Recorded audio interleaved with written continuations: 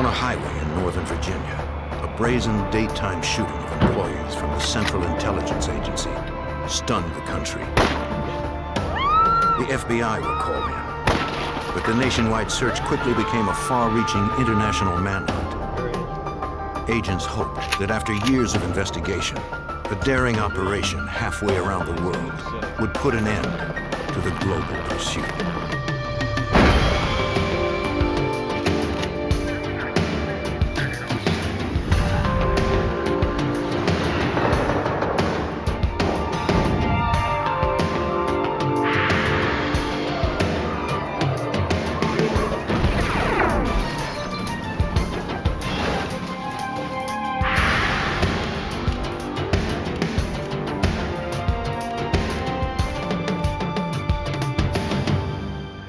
In Langley, Virginia, a terrorist fired into rush hour traffic. The victims seemed randomly selected, but the motive appeared to be political, targeting employees of the Central Intelligence Agency. I'm Jim Kallstrom, former head of the FBI's New York office. The FBI quickly became involved in the investigation, processing more than 2,000 leads and crossing an ocean in the effort to deliver justice.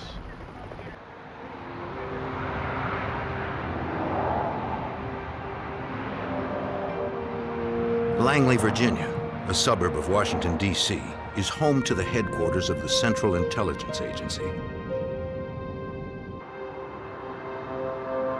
Monday, January 25th, 1993. Another work week had started for thousands of CIA employees who routinely commute to their jobs at America's Global Intelligence Agency. Workers of varying security clearance and experience waited at the long light to turn left into the CIA compound. All were alone in their cars, except a young couple who had met at the CIA and had recently been married. As newlyweds, they seemed to have their entire life ahead of them. Then the young man was struck from behind by a gunman's bullet. Two employees behind the shooter fled from their vehicles as the man walked forward. A third employee sped off before he could fire. Two more ran the red light as their cars were peppered by bullets.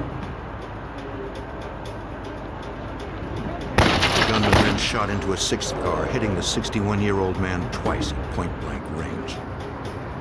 Behind that car, the shooter realized the first man he shot was still alive. He aimed at the wounded man, this time killing him, but sparing his wife.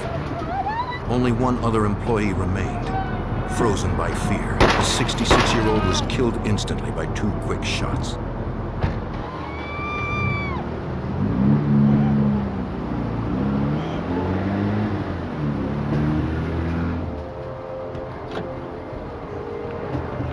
After the young woman heard the killer speed off, she ran for safety.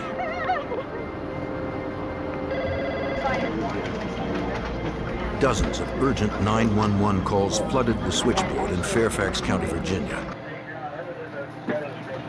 All available units were ordered to respond. Emergency personnel from several towns raced to save those that clung to life. Fairfax County Detective Fred Fife is assigned as lead detective. One of the first steps was to make sure that the scene itself was safe. We weren't sure what type of individuals we may have been dealing with, so we had to set up an armed security around the scene to prevent, a further attack. Choppers searched for the fugitive from overhead. Several motorists reported seeing him flee into the surrounding woods after he drove off. The CIA immediately dispatched its tactical security forces to comb the 250-acre compound in and around headquarters. An exhaustive search turned up nothing. Authorities secured a 3-mile radius and closed busy Route 123 except to emergency personnel. At the crime scene, police found 2 dead and 3 critically wounded. 4 others escaped unharmed, 3 of them women. FBI Special Agent Brad Garrett arrived moments after the shooting.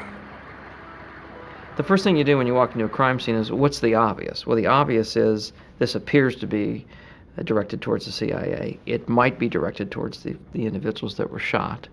But it was clearly somebody wanted to make a public statement during the rush hour traffic. The victims were rushed to area hospitals as investigators began to interview the survivors.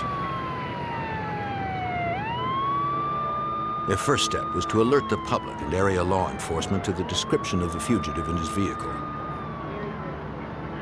But most witnesses saw little, and their accounts varied. The witnesses stated that the suspect was a male, mostly olive-complected type individual, armed with a rifle. And that was pretty much the composite description we were able to put together. Height varied. The vehicle ranged from being a brown station wagon to a blue truck. I think a lot of the people were in a panic situation and were shielding themselves from being victims. One woman got a closer look than most. She described the shooter as a man with dark hair in his early 30s, wearing a tan jacket and dark pants. Though he had her in his sights, for some reason, he chose not to shoot. We looked at the individuals that were killed, and we said, could there be a connection? Had they done something in the past that someone could have wanted to take revenge on them for whatever reason, whether it be personal or professional, because you got to look at this both ways. The immediate crime scene covered an area of 50 square yards. Glass and shell casings littered the roadway. Forensic technicians needed to record every detail before the bodies of the two slain victims could be removed from their cars, according to Fairfax County crime scene detective Jeff Miller. I have a duty to them, and my duty is I have to be their voice. They've been murdered. Here's this person who's silent forever, and somebody has to speak up for them. And so that's the way I look at it, is I'm their voice. And it's my job to find whatever it is that's going to help us find or identify the person who's responsible for this. Crime scene investigators recovered 10 empty shell casings. They believe they were likely fired from an AK-47. Towards the back of the cars, where the gunman began firing, technicians also recovered one live round. The forensic evidence always tells the truth. It's never clouded by someone's perception. It never lies to you. It's always telling the truth. And it's my job to find it. All I have to do is find it.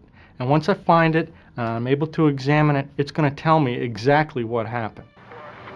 The live round on the ground told investigators that the weapon was a semi-automatic and had most likely jammed before the killer fired his first round.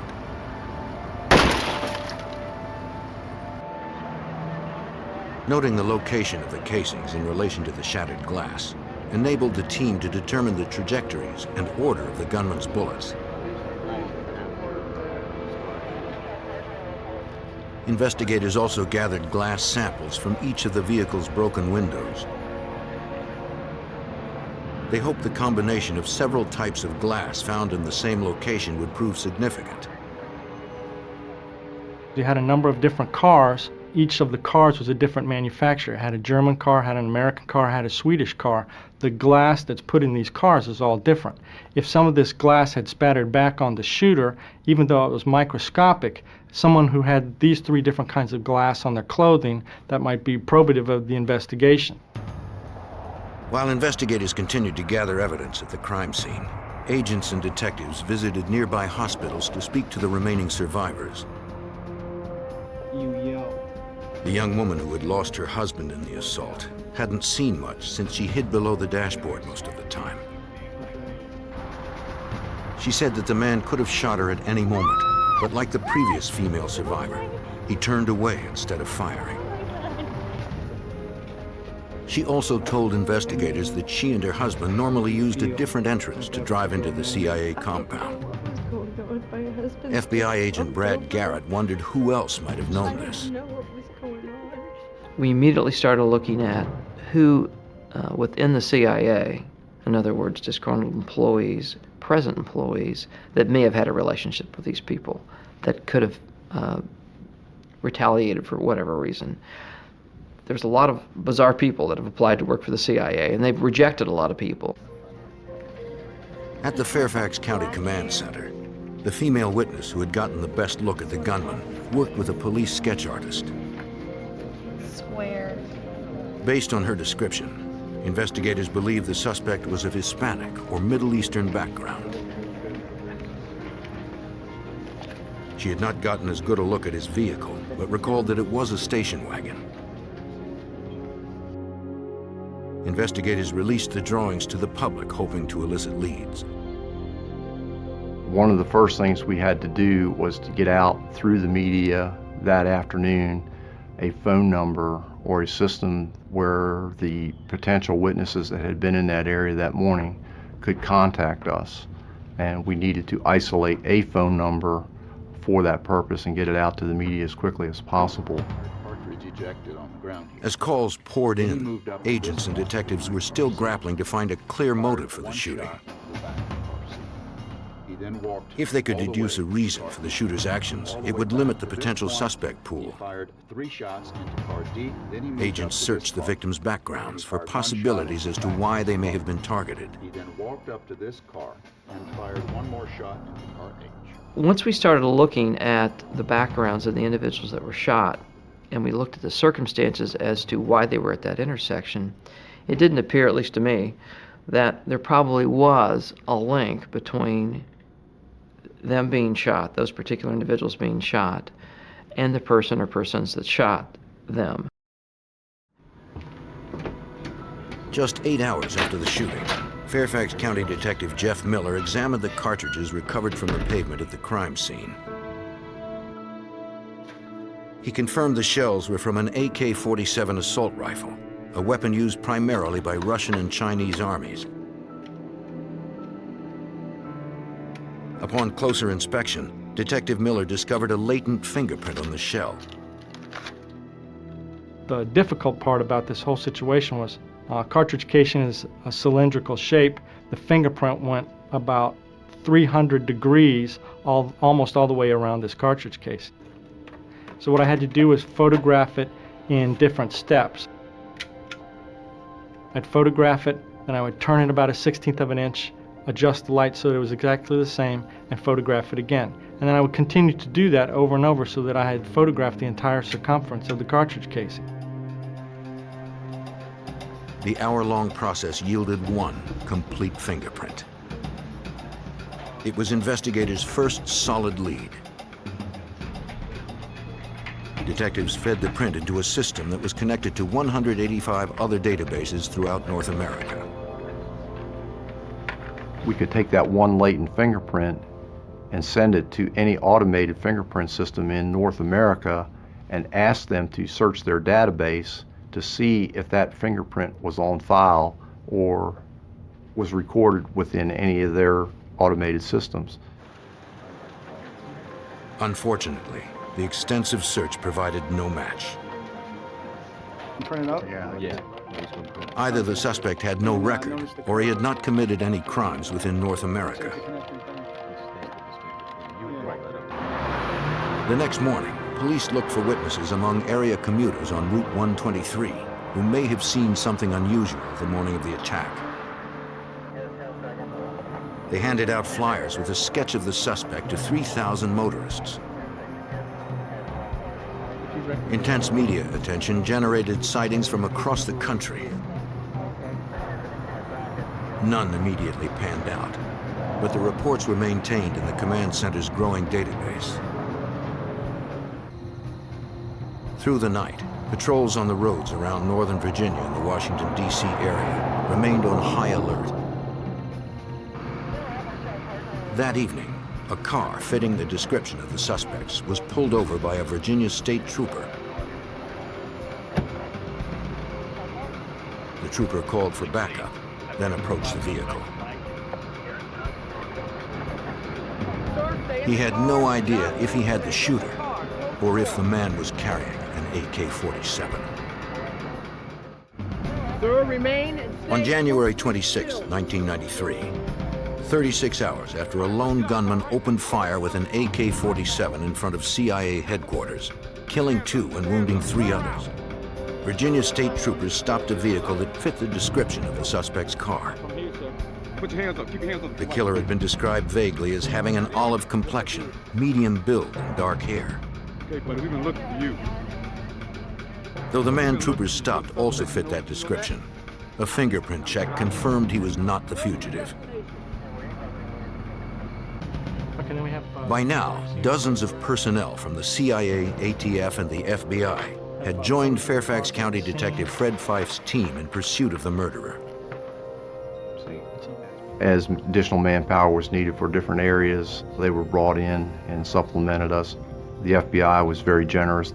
They supplied us not only with the hard technology, the computers and so forth, but their clerical staff to maintain the information management system that we had designed, that we felt we could process the leads as they were coming in.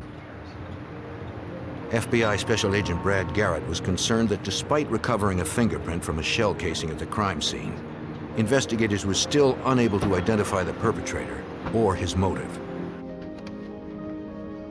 All they knew for sure was that the gunman used an AK-47. So I made this decision. I said, let's go back and look at all the AK-47s purchased in the last year. And the reason we did that was that typically people who commit these kind of acts buy their weapons a short time or acquire their weapons a short time before they commit the act. Over the next several days, ATF agents visited gun shops in the Virginia and Maryland area outside of Washington, D.C., since the purchase or possession of firearms is forbidden within city limits. They discovered that 1,000 AK-47s were purchased in Northern Virginia over the past year. Another 600 had been purchased in Maryland. Agents gathered records of every purchase and entered the gun owners' names into the command center's large computer database. At firing ranges within 100 miles of CIA headquarters, agents also questioned gun owners directly. We're investigating the shootings near the CIA headquarters. They asked if they remembered anyone in the past year who matched the suspect's description and had practiced with an AK-47. They remembered no one. By February 1st, a week after the shooting, investigators hoped their growing database of witness descriptions and gun purchases could provide a common link among the thousands of names and police reports entered so far. Agents and detectives set parameters for the database to cross-reference the suspect's physical characteristics with those who made a recent purchase of an AK-47 and who had a local address. The computer returned one name, 28-year-old Mir Emal Kanzi. He had purchased an AK-47 3 days before the shooting. He was a Pakistani immigrant who lived in Herndon, Virginia, and was reported missing 3 days after the shooting by his roommate. Investigators immediately dispatched a team of agents to track down Mir Emal Kanzi. Kanzi was not at home, but the roommate who reported him missing worked at nearby Dulles International Airport. Kanzi's roommate, also a Pakistani immigrant, was employed by a security company to operate a magnetometer that checked passengers for weapons. Agent Johnson? Any question him? Okay. Come, please? Yes, sir.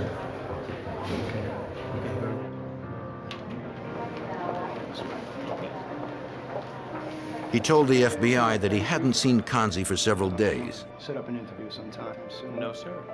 Okay. He said he was unable to talk at length since he was on duty, but would meet agents later at his apartment in Herndon, Virginia to answer all their questions. If anything comes up, just give me a call. Okay, sir. The roommate added that he was scheduled to fly back to Pakistan later in the week, but would cooperate with authorities until then.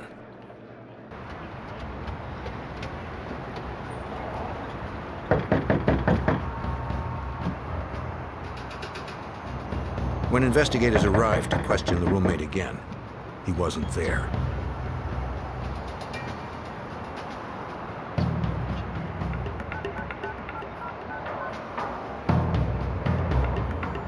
They soon discovered that the roommate had changed his travel plans.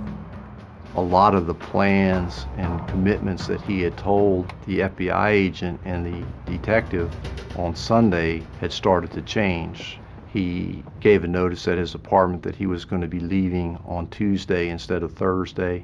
He switched a flight to Pakistan back to Tuesday. That was the first opportunity he would have to fly out of the country. We started finding all this information. He shut his utilities off at his apartment. In other words, he was preparing to leave the United States in a big hurry.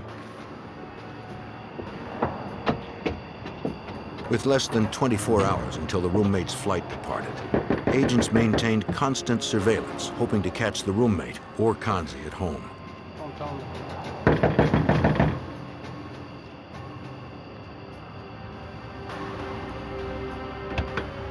What's up? Their perseverance paid off. They found the roommate alone at home. So, what happened yesterday? There were few items in the apartment. Mind if I look in the bedroom? No, no problem. It appeared that both Kanzi and the roommate were not planning to return. The man didn't know where Kanzi was now, but consented to allow the investigators to search what was left in the barren apartment. In a suitcase stored in the bedroom, agents discovered a Beretta and Makarov automatic pistols, ammunition for an AK-47, and a bulletproof vest. About 10 years. About 10 years. I don't know anything about that. No, sir. The roommate denied any knowledge of the weapons and claimed that the suitcase belonged to I Kanzi. didn't know anything about what he carries or what I don't watch. Investigators continued to search the apartment. Under a couch wrapped in plastic, they found another gun. I don't talk to him. I don't even have a conversation. He just pays the rent. It was an AK-47, the same type of weapon used to kill 2 and wound 3 in front of CIA headquarters. The roommate said he didn't know the weapon was there and added that he had only met Kanzi a few months earlier when Kanzi had first moved in. The roommate told us that Mr. Kanzi initially came to him through another Pakistani because Mr. Kanzi was looking for a place to live. The roommate said, fine, you can live with me, and they set an amount of money for Mr. Kanzi to live with him. It's not mine. They hoped the FBI lab could confirm forensically that they had found the murder weapon. Never seen that before in my life. But for now, their prime suspect, Mir Amal Kanzi, was still unaccounted for. By February 8, 1993, 2 weeks had passed since a lone gunman opened fire with an AK-47 in front of CIA headquarters in Langley, Virginia, killing 2 CIA employees and wounding 3 others. The FBI, ATF, and Fairfax County Police believed 28-year-old Mir Amal Kanzi, a Pakistani immigrant, was their prime suspect.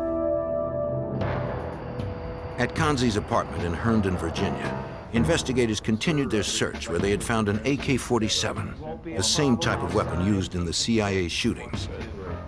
I don't like the guy anyway. Kanzi was missing, and his Pakistani roommate, who was scheduled to return to Pakistan the following day, had no idea where Kanzi was now, according to FBI Special Agent Brad Garrett.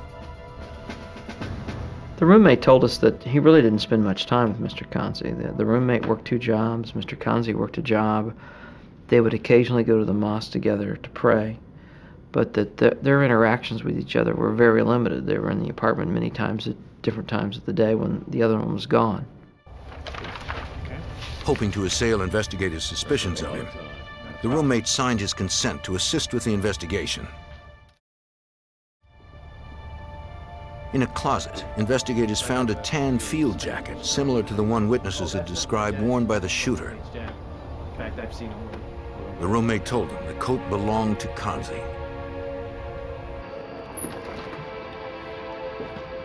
Outside the apartment, the roommate pointed out Kanzi's vehicle parked at the curb, a small pickup truck. Officers confirmed it was registered to the suspect. Yeah, we've got a Inside, they spotted a map that was open to the CIA headquarters area in Langley, Virginia. Okay, look at that. Close by, they also saw a clipping about the CIA director. Agents would need to secure a warrant before they could conduct a more thorough search. If this was the vehicle used by the killer, witnesses' descriptions of the car at the shooting had been wrong. Though the roommate had cooperated with investigators, Fairfax County Detective Fred Fife wasn't going to take any chances. We knew Mr. Kanzi's roommate was planning on leaving the United States because he had purchased airline tickets for a flight out of the United States, which was one way. He was not planning on returning. He was deemed a material witness to the investigation and subsequently taken into custody and held based on his abilities to flee the United States. At police headquarters, investigators continued to question Kanzi's roommate. He might do something violent. It was the night that He told them Kanzi had worked as a messenger for a local courier service since August of 1992. 6 months earlier, in February 1992, Kanzi had received political asylum and a work permit from the Immigration and Naturalization Service. We were fortunate in this case that we had Mr. Kanzi's prints because he had no criminal record in the United States, but the Immigration Service here in the U.S. had fingerprinted him at one point because he had asked for asylum here in the United States. So they had a fingerprint card that we were able to get from them. Lab technicians were called in to process the forensic evidence through the night as the roommate told investigators more about Kanzi. Directed against the American. He said Kanzi was usually quiet. But when he watched television news reports, he became enraged at how Muslims were being treated during conflicts in Bosnia, Iraq, and Israel. That's when Kanzi vowed to take action. The roommate eventually admitted that Mr. Kanzi had told him that he was going to go do something big. And we asked him to define big, and he said, well, I'm not sure, but maybe a shooting of some sort. And he mentioned going and doing something big at the CIA, the White House, or the Israeli embassy. Agents believe the roommate was not connected with the shootings. But he was not permitted to leave the country until the investigation was complete. Lab examiners compared the fingerprint lifted from the shell casing found at the shooting to Kanzi's fingerprint on file at the INS. They matched. Investigators also confirmed that the serial number of the weapon recovered in the apartment matched the serial number of the Chinese-made AK-47 purchased by Kanzi 3 days before the CIA killings. Kanzi had presented 2 forms of ID for a Virginia State Police background check, and the purchase had been approved within minutes. FBI lab examiners then compared bullets and shell casings test-fired through Kanzi's AK-47 with the bullets and shell casings collected from the crime scene by Fairfax detective Jeff Miller. The firearms examiner was able to say that the bullets at the crime scene were fired from the gun that was collected from Kanzi's apartment. He was also able to examine the cartridge casings that he test-fired at the laboratory from the AK-47 and compare them to the cartridge casings that I collected at the crime scene. And he was able to say that the cartridge casings at the crime scene were in fact fired from the same weapon. Technicians next examined the field jacket seized from Kanzi's apartment closet. If this was the same coat witnesses had seen the shooter wearing when he fired point blank into their vehicles, tiny shards of glass would be embedded in its material. You had glass from a German car, glass from a Swedish car, glass from an American car, and if he had all 3 of those types of glass in his clothing or on his shoes, then that would be pretty obvious that he was, if not there, at least he was near the scene when it happened, because he's got all this glass on him. They were able to find glass particles in his clothing that matched the type of glass that came from all of the vehicles at the scene. Investigators had enough evidence to charge Mir Emal Kanzi with capital murder and malicious wounding. The FBI also filed charges of flight to avoid prosecution and offered a $100,000 reward for information leading to Kanzi's capture. Agents fanned out to interview members of the Washington area Pakistani community. They were looking for Kanzi's friends, acquaintances, or anyone who had come into contact with him. We learned that Mr. Kanzi had gone to a market in Herndon, Virginia, and the individual who ran the market had a connection at a travel agency. And we learned through this individual that Mr. Kanzi had come to him on the afternoon of the 25th, the day of the shooting, and bought a one-way ticket to Pakistan. The manager said that Kanzi had only one suitcase and needed a ride to the airport, so the manager drove Kanzi there himself. Agents confirmed that Kanzi boarded a flight to Quetta, Pakistan, a city less than 80 miles from the Afghanistan border.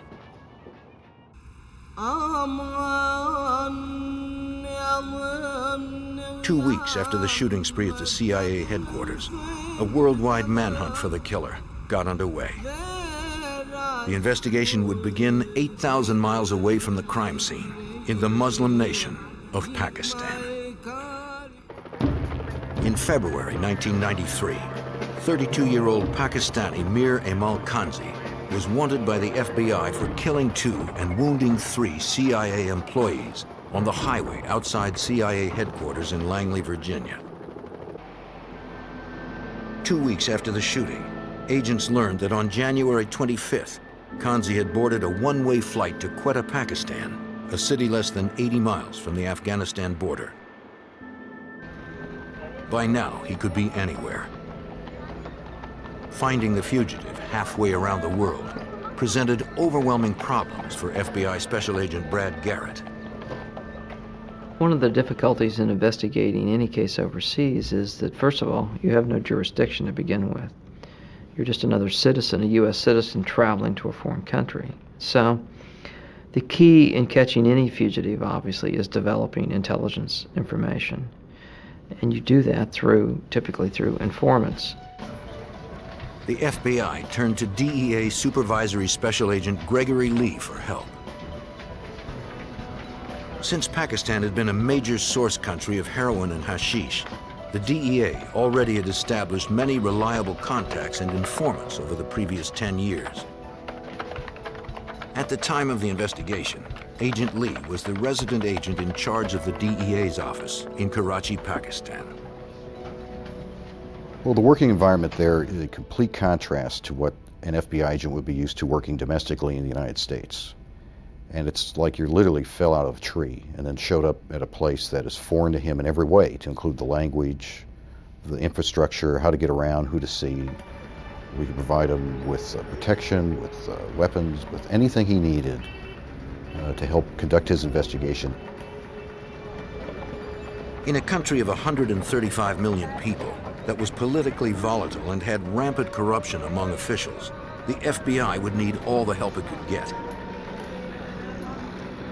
Agent Garrett also realized that Kanzi would have many sympathetic supporters who could hide him in Pakistan or even in neighboring Afghanistan. He would be respected in Afghanistan. In fact, he was respected in Pakistan. The CIA, in particular, and the U.S. government in general, is not well liked in either one of those countries.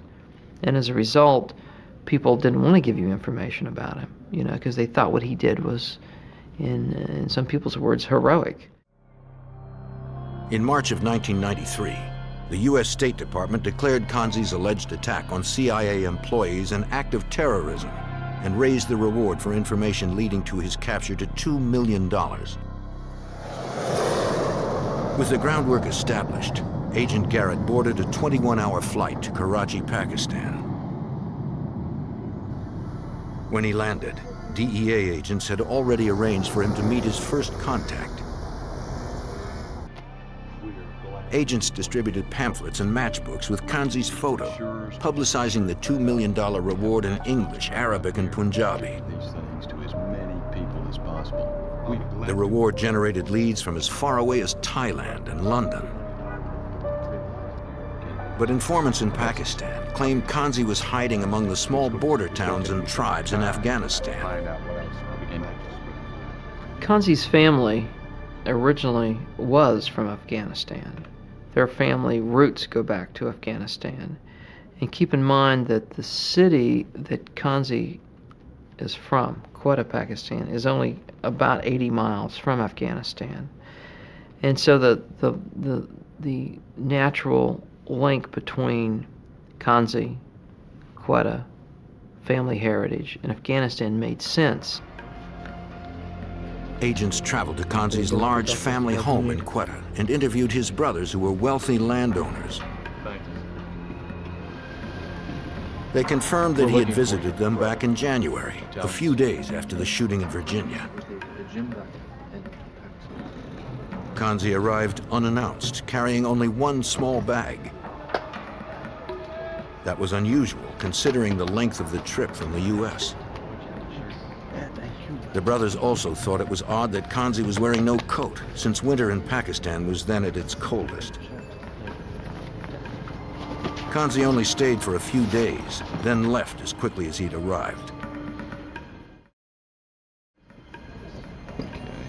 He didn't tell them where he was going, and they hadn't heard from him since. Not very long, just enough to...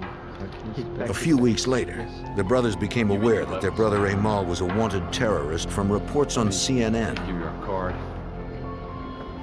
Agents do that believed it for was us? likely that Kanzi had disappeared over the nearby border into Afghanistan.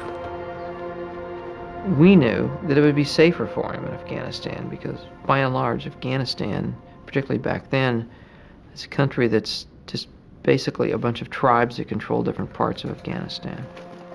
At that particular time, really had no central government that had control of Afghanistan. So it's like, who would you even go to ask permission to come into Afghanistan? The investigation had hit a dead end. Agents returned from Pakistan without the fugitive. Kanzi's trail went cold for the next 3 years, so the State Department raised the reward for information leading to his capture to $3.5 million. While Agent Garrett waited in Washington for the reward money to flush out a viable informant, he spent time with FBI fingerprint experts. Since so much time had passed, he needed to learn how to recognize Kanzi through his fingerprints in order to be certain they had the right man if he was arrested in a remote location. The agent studied the unique ridges and grooves of each one of Kanzi's 10 fingerprints that he'd given the INS years earlier. I see that. He was also taught how to fingerprint a resisting suspect under field conditions. This is a case that obviously took a large chunk of my life to work on, you know, and I guess one of my fears might be that we never would catch him, you know, and which is entirely possible. In April 1997, after 4 years of pursuit, an FBI agent at the U.S. consulate in Karachi, Pakistan, received a call from one of their more reliable sources. The man claimed he had information on Kanzi's whereabouts, but the informant didn't want to say more over the phone. All right. He told the agent to wait in a You want public the Irish place people? and that a second man would contact him on his cell phone in an hour. The crowded streets of Karachi would provide ample cover. If the wrong people saw the informant talking to an American agent, he would certainly be killed. As instructed, the agent waited on the street for the call.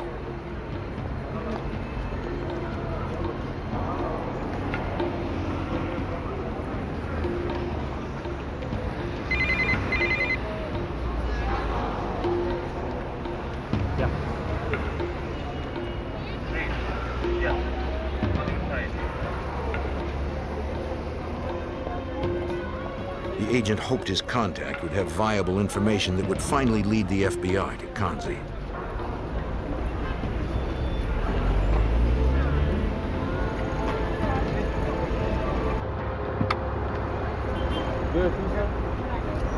The informant claimed he not only knew where Kanzi was, but that he could put the fugitive in a specific hotel at a certain time to enable his arrest.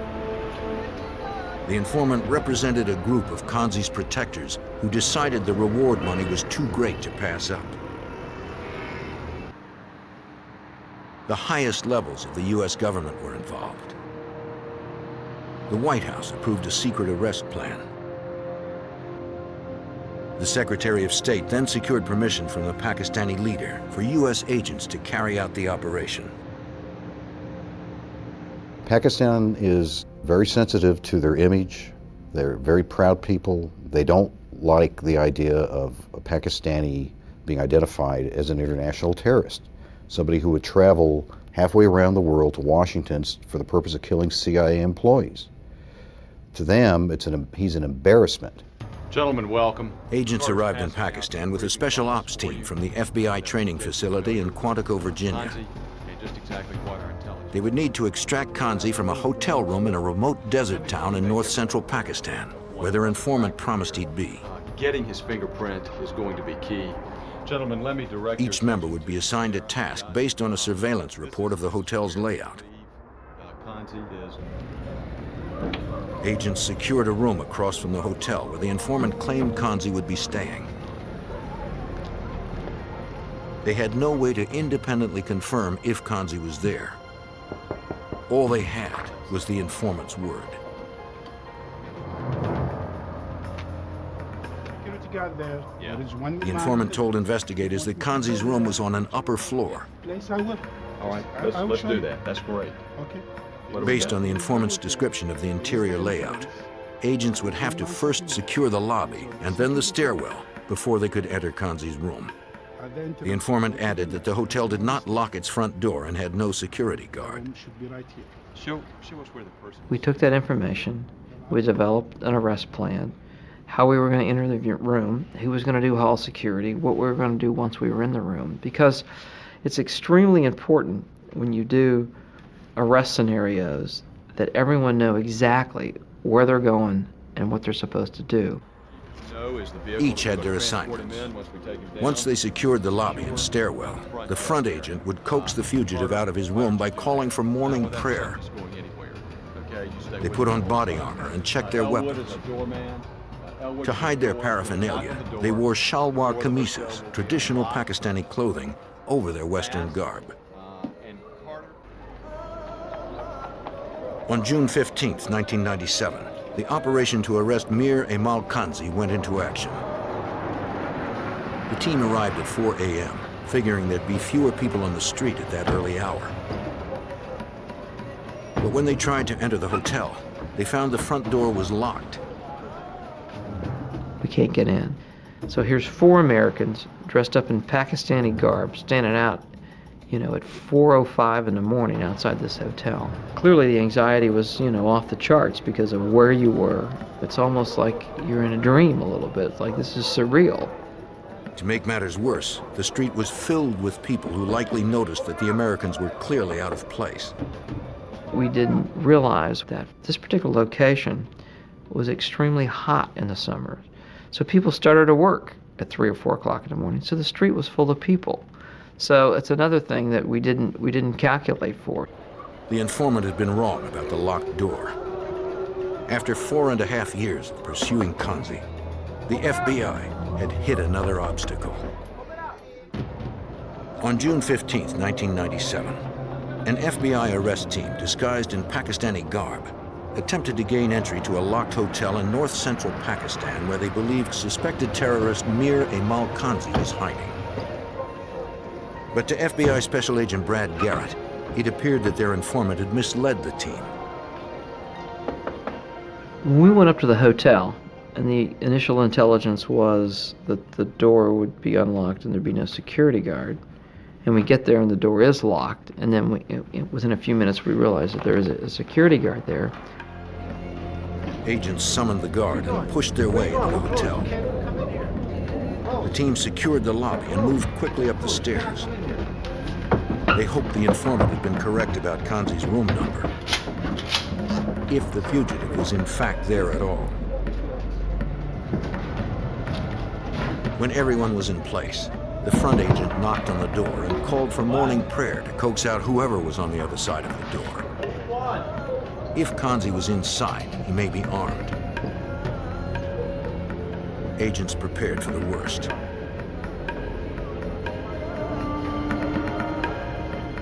The door cracked open, and the agents pushed forward. The man put up a struggle and began to scream. He had to be gagged so others in the hotel would not be awakened. I tell him, after he calms down a little bit, that if I take the gag off, will you promise not to yell anymore? And he said yes. So we take the gag off. He doesn't yell anymore. I ask him his name. He says an obscenity to me in English. He didn't look like his picture. He gained weight. And I said, you know, I'm not sure if this is the right guy. The agent hoped the man's fingerprint would match prints Kanzi had provided for the INS 6 years earlier. Okay, guys. He inked the suspect's thumb and compared it to Kanzi's known thumbprint.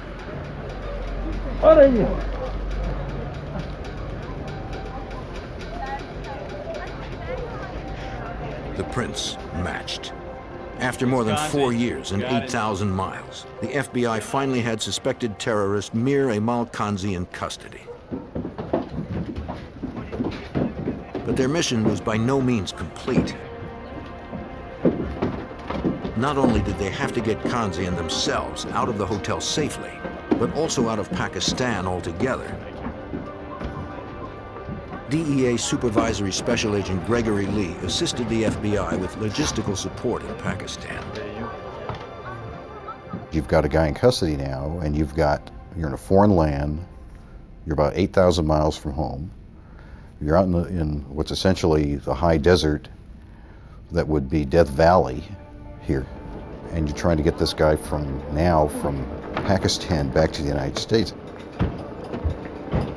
Americans holding a Pakistani citizen captive in his own country is dangerous. Agents drove the international fugitive to a waiting helicopter and flew him to Islamabad, where permission for extradition was granted the next day. FBI headquarters in Washington was informed with a code phrase: "The package has been delivered." The arrest team flew Kanzi out of Pakistan on an Air Force plane. To avoid landing in a foreign country, the plane was refueled in mid-air, so Kanzi could not ask for asylum before facing justice in the United States. During the 21-hour non-stop flight, Kanzi confided that he'd been in Afghanistan for almost the entire 4 years while he was on the run. He also claimed responsibility for the shooting in front of CIA headquarters. As a political statement against the CIA of the United States, he had decided to kill workers before they pulled into the heavily guarded entrance. He explained that he didn't shoot any women because Islam forbids it. He said that after the shooting, he was surprised that he was still alive. So he drove to a nearby park, went to lunch, then bought a plane ticket to Pakistan. I said, well, why did you quit shooting? Because you told us earlier that you had all this ammunition on you and that we had found all this ammunition in your apartment. And he said that he ran out of people to shoot. Affirming that his statement had been given freely and willingly, Kanzi signed his confession. After arriving in the U.S., a chopper transported the prisoner to a secure location. Under heavy security, agents delivered Kanzi to the Fairfax County Police to face the murder and assault charges. Fairfax County Detective Jeff Miller remembers that day. Having him captured and brought back to the United States showed to the whole rest of the world that the United States, the FBI, the Central Intelligence Agency, is not going to just let this sort of thing lie and not do something about it.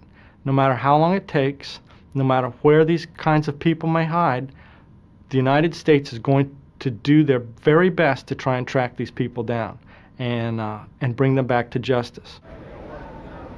Kanzi was found guilty of murder, malicious shooting, and using a firearm in the commission of a felony.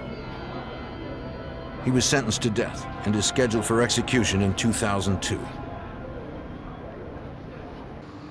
In the wake of the shootings, memorials to the slain victims were established on Highway 123, where they fell to the gunman's bullets.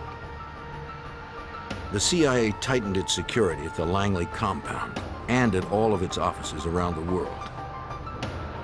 The successful investigation would prove to be another in the long line of battles against terrorism. In the fall of 1995, a serial killer was on the loose. Crossing the country, he lured women with his charm and then struck. Each time he vanished before police could catch him. The FBI and police detectives needed to stop him before another victim met this deadly stranger.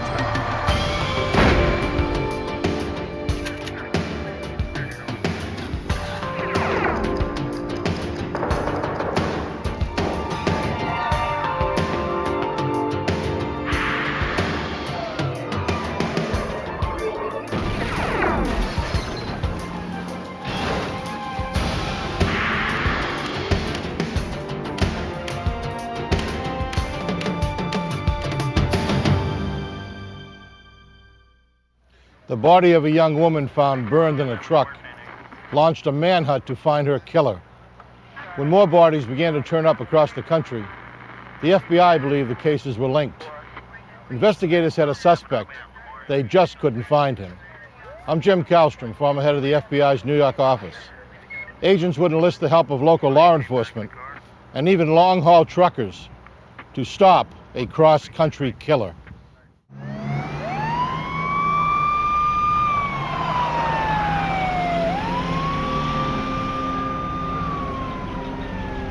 In the early morning hours of September 29, 1995, the Los Angeles Fire Department responded to a vehicle fire at a hospital in Van Nuys. They found a pickup truck burning in the parking lot.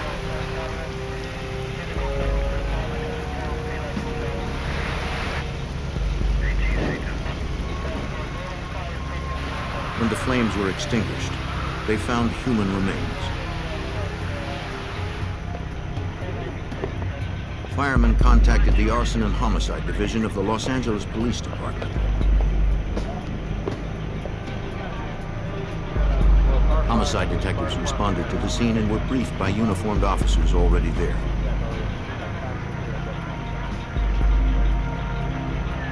They questioned a witness, a nurse who had seen the fire start.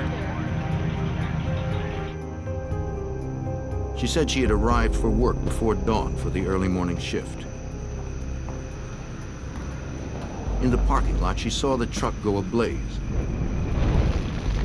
She saw the outline of a figure with long hair run from the truck as the flames erupted. She never saw a face. And she had never seen the truck before.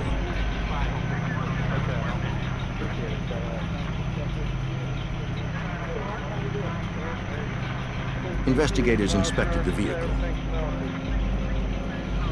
The pattern of fire damage indicated it had begun in the cab and had burned very quickly.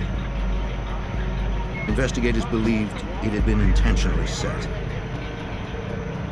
An accelerant had been used, probably gasoline. The body inside appeared to be a female, but it was burned beyond recognition. Some items survived the fire, including a backpack, a camera, and a roll of undeveloped film. Technicians recovered several documents that bore the name Sandra Gallagher.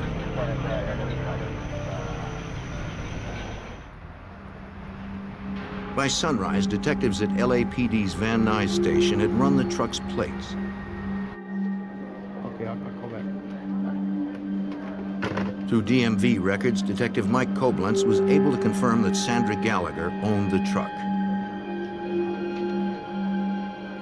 We'd done some work at the office and learned that she was in fact married to an individual, Steve, who lived in the Los Angeles area. We attempted to contact him. and made arrangements to interview him at Van Nuys Station.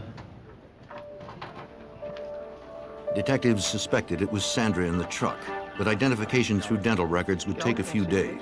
Thank you. I have some things I'd like you to look at. Okay. See if you can tell me if they recognize Since the body was too damaged to identify, detectives asked Stephen Gallagher to look through the recovered evidence.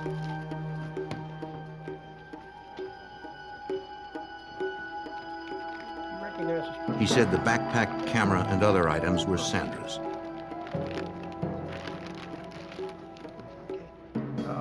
The police department had developed a roll of film that survived the fire. wife and somebody. Stephen identified his wife in the pictures. Most married homicide victims are killed by their husbands. We were having a few problems. Detectives asked Stephen about his relationship with Sandra. There's a lot of domestic violence, spousal abuse that goes on, so it's just a direction to go to initially. In our case, as it related to Sandra Gallagher, once again, we wanted to eliminate the husband as a suspect and determine a little bit more about our victim, Sandra. Stephen said he had seen his wife on September 28th, the day before the truck fire. Exciting's been happening. What about you? 60 hours. That day, the couple had met for lunch. My brother may be getting a promotion. He and Sandra were experiencing marital problems, and they had spent the last couple of nights apart. He should know, I would say, week after next. They had talked about reconciling. Who was that guy I saw at the bar with the other night? The big guy in the leather jacket? But things were still strained between them. That's none of your business, okay? Stephen told detectives he last saw Sandra around 2 p.m., though he heard from his wife later that evening. We split apart for a bit. Still trying to work. He said Sandra called him from a local bar called McRed's. I know. She was very excited and told him she had won $1,200 in the lottery.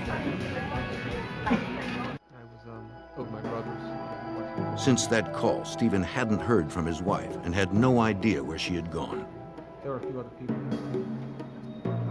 Detectives had to corroborate his story. Once he mentioned the bar McRed's, that was our direction. We wanted to get in there, find out who was the bartender, who the owner was, who was there that particular evening, and who could identify some photos of Sandra that we gathered from the truck. LAPD detectives visited the bar.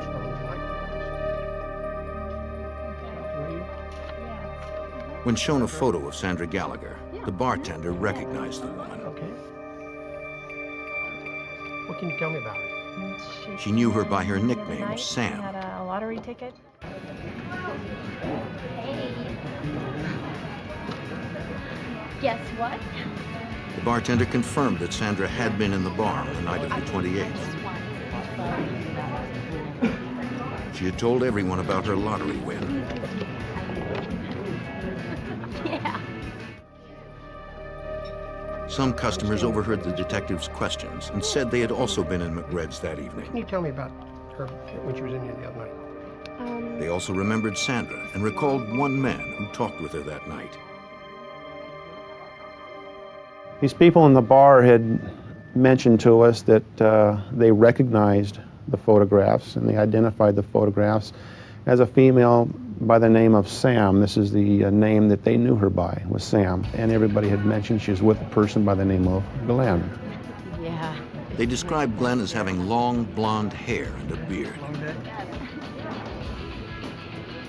He'd been coming in regularly for the past few days. That night, he seemed interested in Sandra and talked to her for quite a while. Okay. Glenn was friendly and came across as a big spender, buying drinks for Sandra and the others.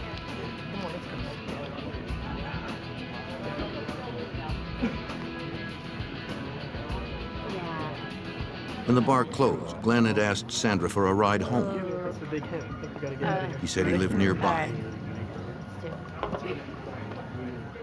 She agreed to drop him off, and they left together. The customers hadn't seen Glenn since that night. Yeah, she took him home. Do you know where he lives? He said it was about 5 minutes. They believed Glenn's last name was Rogers, but they weren't sure. So what time did he leave? Their description of him matched the one of the man seen fleeing the burning truck. If you think of anything else, please call me. Detective Koblenz would check the lead. Thank you for your help. Thank you. Through department sources, we were able to identify Glenn Rogers as a resident in the Van Nuys area. And we were able to obtain photographs of Mr. Rogers. These photographs, in the next day or two, were shown to various witnesses at the bar in the form of a photo lineup. And Mr. Rogers was identified in this photo lineup as the person being at McRed's with Sandra Gallagher. Detectives secured a search warrant for Rogers' apartment. It was only a few minutes away from where the truck had been burned. LAPD, search warrant. They didn't know if Rogers was inside, perhaps with a weapon.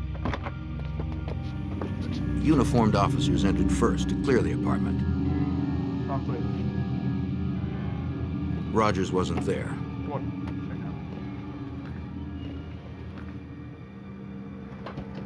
It looked like Rogers had cleared out in a hurry.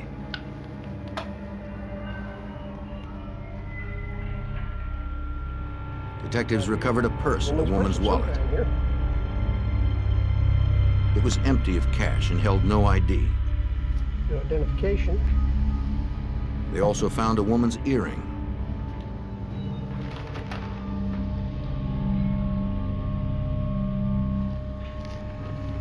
The earring became significant in that her husband, Steve Gallagher, identified that earring as one that he had purchased as a pair for his wife a couple months earlier. After several days, the coroner made his report. He positively identified the remains from the truck as those of Sandra Gallagher. He determined that she had not burned to death. We learn in the nose area of our victim there wasn't any presence of evidence of fire, sooting, and so on. That gave us information that because she didn't breathe any of the fire, any of the soot, it gave us an indication that she had died prior to the fire itself. The mother of 3 had been killed by manual strangulation.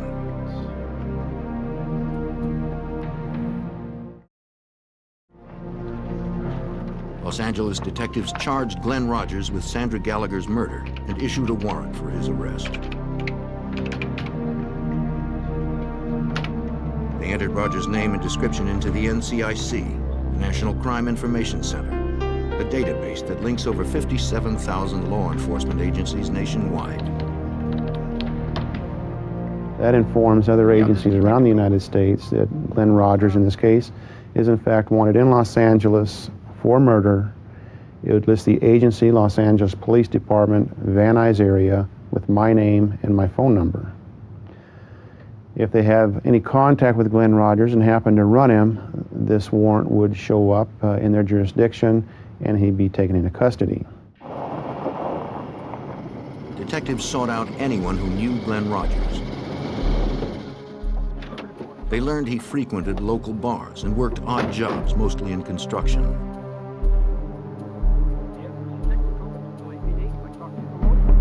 They visited several job sites, interviewing his friends and co-workers. Through witnesses and friends, we learned that Glenn did have a temper, and that when he drank, he did become enraged. There was domestic violence involved with former girlfriends. So we knew we were dealing with someone who could become violent, and generally violent when he drank, as it was in our case with Sandra Gallagher. One of his friends said he hadn't seen Rogers in a while, but promised to contact the police if he heard from him. Okay. A few days later, Rogers' friend called.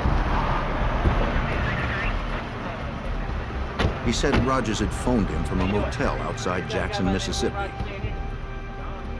Local police talked to the motel manager, who told them Rogers' room number.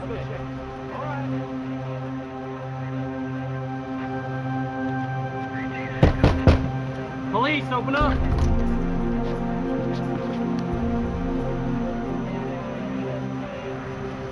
The room was empty. The murder suspect was on the run. In the fall of 1995, the search continued for Glenn Rogers. Police believed he fled California after killing a woman there on September 28th. A tip led to a Mississippi motel, but Rogers had disappeared before police arrived.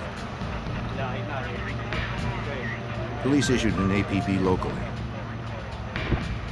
They hoped someone would spot the suspected killer before he left the area. Days later, on November 3rd, 1995, Jackson, Mississippi detectives responded to a murder. Family members had found Linda Price dead in her bathtub. The 34-year-old single mother had been stabbed repeatedly and her throat had been slashed. Investigators searched the apartment for evidence.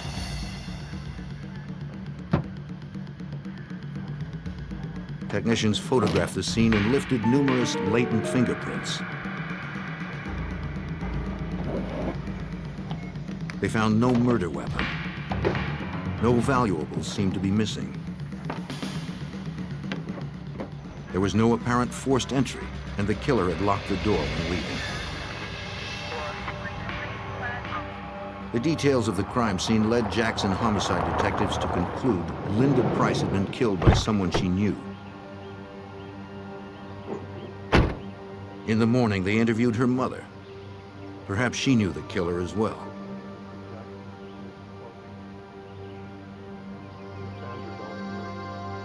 She said her daughter had a new boyfriend.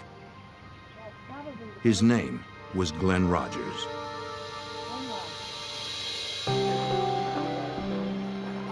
A month earlier, on October 3rd, Linda had met Rogers at the Mississippi State Fair where he had been working.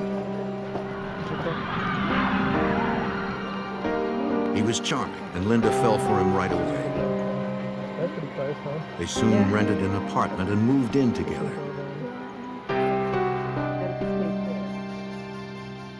At first, Linda seemed happier than ever, but recently she wondered if she'd made a mistake. She told her mother that Rogers had a bad temper and she feared his mood swings. When Linda stopped calling and didn't answer her apartment door, her mother believed that Rogers had harmed her.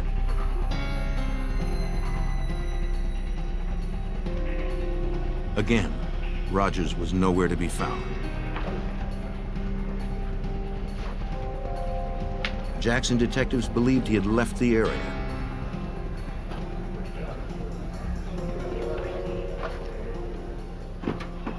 They entered his name into the NCIC database.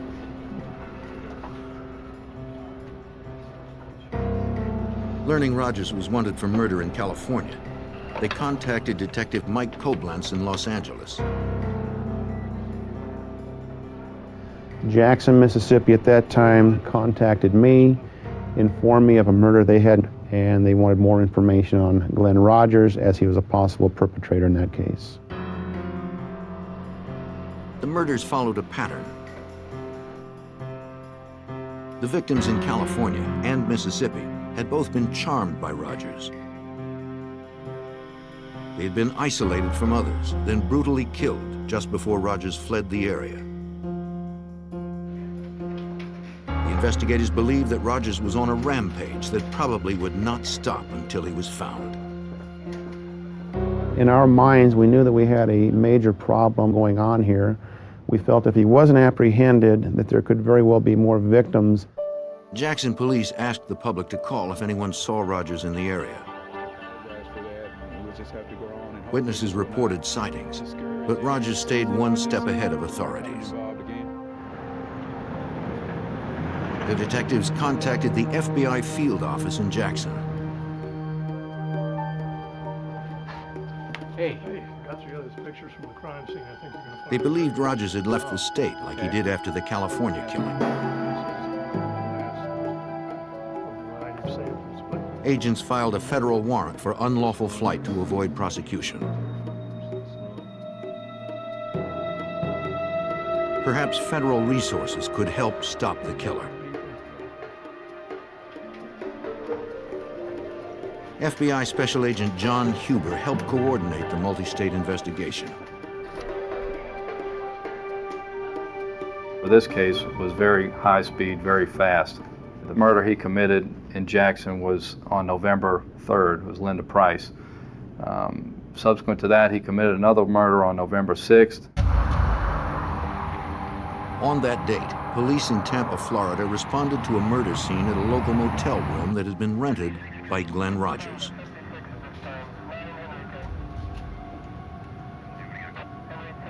Like Linda Price, the young woman lay dead in the bathtub, stabbed in the back, chest, and wrist. There was no ID of the woman in the room, but investigators noted a tattoo of a cross on her shoulder. Her jeans and shoes were piled near the toilet. A bracelet was found in the sink. From the evidence left behind, Tampa homicide detective Julie Masucci attempted to piece together the details of the murder. When we removed the clothing, it appeared that she had been stabbed through the clothing, which means that she was never undressed. And it was from the rear portion, which appeared that someone might have come up behind her and stabbed her. The shoes had blood spots on the top, indicating she had them on and was standing when she was attacked. Under her body was a man's watch. Investigators believed it belonged to the killer.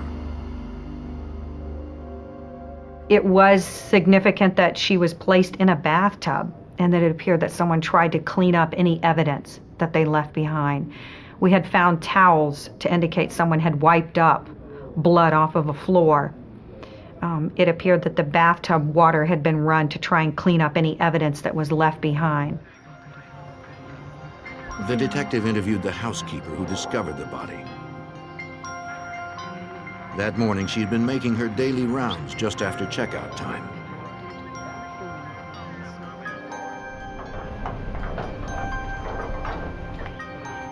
Outside room 119, she spotted a handwritten "Do Not Disturb" sign.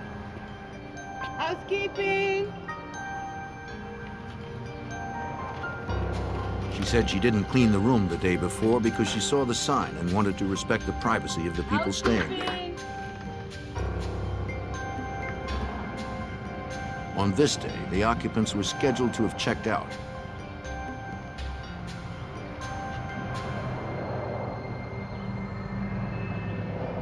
When she entered the bathroom, she made the gruesome discovery.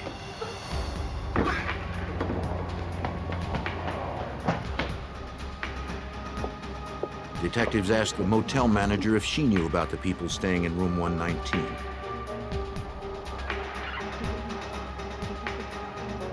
She recalled the man who rented the room because he requested a "Do Not Disturb" sign the day before. They told him he didn't have one. So he paid for another night and told them at the registration that he did not want them cleaning his room. He wanted it to be left alone. Apparently he went back to the room and tore off a piece of a phone book and made his own "Do Not Disturb" sign, and he hung it on the door. The motel manager remembered the same man packing up a small white car that evening. He had paid for another night, so she didn't think he was leaving. She warned him about recent break-ins at the motel and told him not to leave anything in the car overnight. Thanks. Good, I'll go.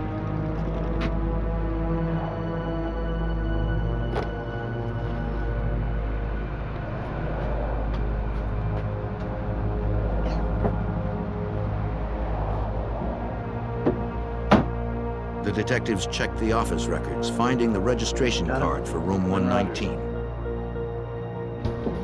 It had Glenn Rogers' name and signature on it. Technicians would later recover prints matching Rogers from the card. Detective Masucci ran a computer check and saw the California and Mississippi murder warrants. She contacted the other agencies and the FBI. Then we started to realize very quickly into the investigation that there was a possibility that this man, Mr. Glenn Rogers, was a serial killer. The investigators knew who the killer was, but Tampa detectives still had not identified the female victim. She remained at the morgue as Jane Doe. If they could identify her, it might help them find the man who had killed her and at least 2 others. In the fall of 1995, after linking murders in California, Mississippi, and Florida to one man, the FBI and local detectives searched for accused serial killer Glenn Rogers. The latest victim had been found in a Tampa motel room. She was still unidentified. Responding to media coverage, a woman whose daughter had been missing for 2 days came forward. She positively identified the body of her daughter, Tina Marie Cribbs. Tina had 2 children of her own. Tina's mother told Detective Julie Masucci about her daughter's last day. We learned that Tina had worked and that she went to the Showtime bar, which is in Gibsonton, and she met some friends there. She was supposed to meet her mother there. Apparently it's like a family bar where a lot of people go and there's televisions in there and they just go and gather and talk. Detectives visited the Showtime bar. The bartender said she knew Tina and her mother. She confirmed that Tina had been in the bar on November 5th. The bartender also remembered that a man named Glenn was there the same night. How you nice ladies doing? He talked with Tina and the Let me others. do it for you, let the good times roll. So you want bartender? He bought a round of drinks with a $100 bill. The bartender said the man was very friendly and won Tina over quickly. She started talking to a gentleman that was... Eventually, he asked Tina for a ride home. He said his motel room was close and promised Tina would be back in time to meet her mother. Everything's taken care of, right? All right, perfect, thanks. Tina finally agreed and told the others she'd be right back. When the mother came to the Showtime bar, she sat there and waited and her daughter didn't show up. So she said she started beeping her to find out where she was. And she said that she had such a close-knit relationship with her daughter that she immediately knew something was wrong when she didn't answer her pages. Detective Masucci also learned that Tina owned a white Ford Festiva, the same kind of car the Tampa motel manager had seen Rogers packing with suitcases. She updated the NCIC report on Rogers, adding the Festiva and its license plate number to the fugitive's information.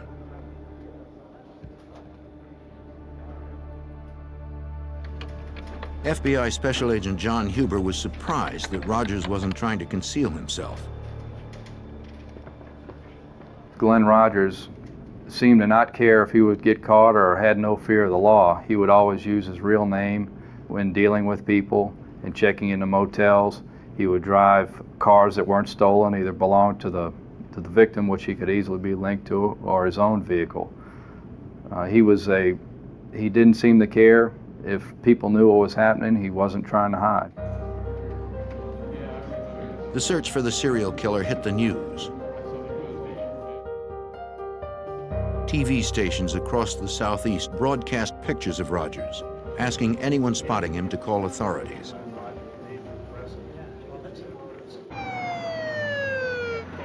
Hundreds of leads poured into the FBI. One promising tip came from a Jackson, Mississippi motel. 2 separate callers claimed to have seen Rogers there. Rogers had been in Jackson previously and was known to frequent small motels. set up a perimeter around the hotel, and then we had an entry team go up to the door. Police, come to the door! Come to the door with your hands up! Come to the door! Hands where we can see them!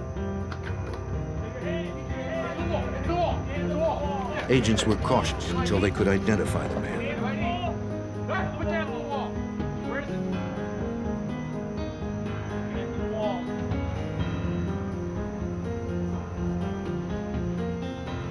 We identified the person that resembled Rogers and determined that it was not him. We then later searched the entire hotel and began searching the hotels in the immediate vicinity, but didn't find him. It was very important in this case to apprehend this individual as soon as possible, because based on his history, he was going to continue to kill until he was apprehended. Authorities were desperate to stop him. The serial killer was out there somewhere, and it was likely that he was searching for his next victim. In the fall of 1995, suspected serial killer Glenn Rogers had been last seen in Florida. The FBI believed he had murdered a woman there after killing women in California and Mississippi. The FBI soon learned that Louisiana had been his next stop.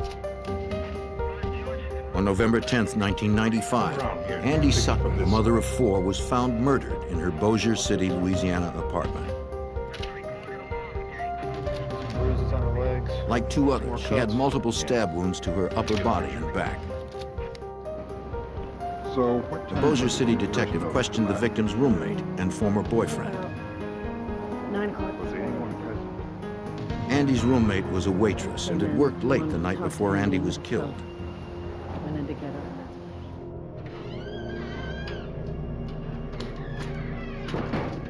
When she returned home in the early morning hours, she heard the bedroom door close. She assumed it was Andy and her new boyfriend, Glenn Rogers, in the apartment's one bedroom. Blankets had been left on the couch, and so she slept there.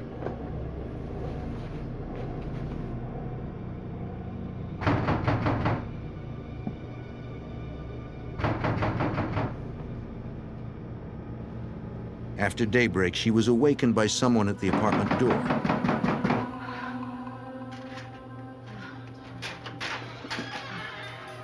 Would you tell Andy I'm here? It was Andy's ex-boyfriend. No, that's all right. I'm here now. I'd like to see Andy. He wanted to talk to Andy. I don't care. I'd still like to see him. Stay there. Andy? Andy? In the room, she found Andy's body under the sheet. She told detectives Andy had met Glenn Rogers in a bar. They had been dating for only a few days. Neighbors had seen Rogers leave in a white Festiva. Bossier City detectives ran Rogers' name through the NCIC and saw the 3 other murder warrants. They contacted the other police agencies and the FBI. Hey, detective. Here's that fax right. Los Angeles faxed a photo of Rogers to be used in the local investigation.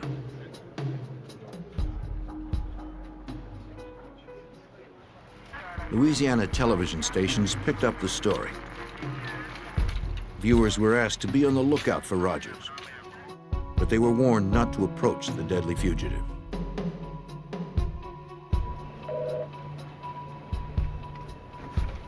Special Agent John Huber and the other investigators were frustrated. Yeah, you know it. Rogers was killing people faster than we could investigate where he was. It was just a kind of a time game, and he was killing people faster than we could apprehend him. Hey guys, look at The FBI and local detectives believed Rogers murdered 4 women in 6 weeks. After each killing, Rogers had fled the state. Let's try to focus.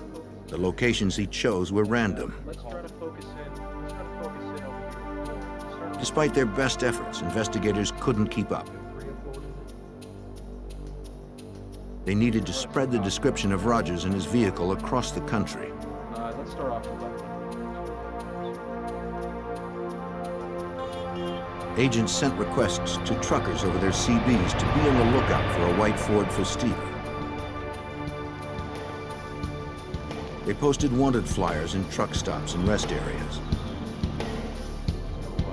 we're not really sure where he's going to be going next. That's why They held press below here is conferences to get photograph Rogers' photo of out to the public. suspects. And Gallagher has some of this out. They wanted to warn Right now, potential what we do know victims is, and hoped someone would spot the data killer. we have already.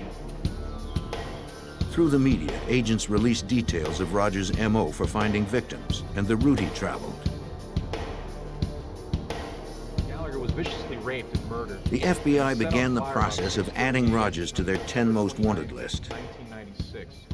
At the rear of a convalescent Getting someone on the 10 most wanted list increases the amount of resources that the Bureau puts into a case. It also increases the amount of media attention that's also worked into a case.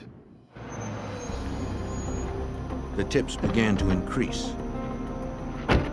One caller claimed Glenn Rogers was at a pool hall in Mississippi. 2 agents responded.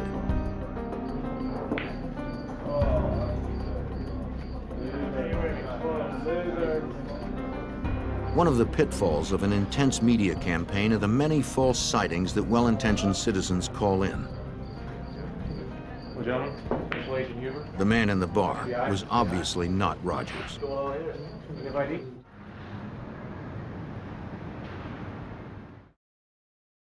The investigators tried to predict Rogers' next move and focus their search. Special Agent Huber had worked plenty of fugitive cases.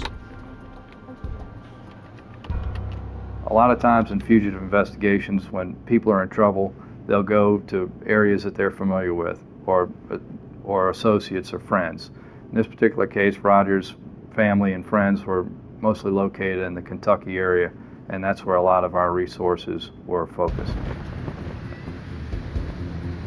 Authorities in Kentucky received priority teletypes about the fugitive. Kentucky State Police Detective Bob Stevens was already familiar with the name Glenn Rogers. In fact, he'd been looking for him for almost 2 years. Rogers was wanted for questioning in the disappearance and possible murder of his housemate, 71-year-old Mark Peters.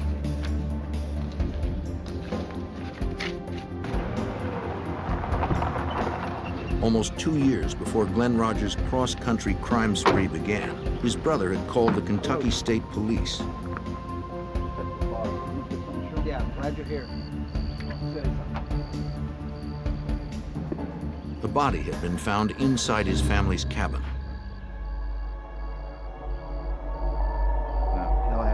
Police believed it was Mark Peters.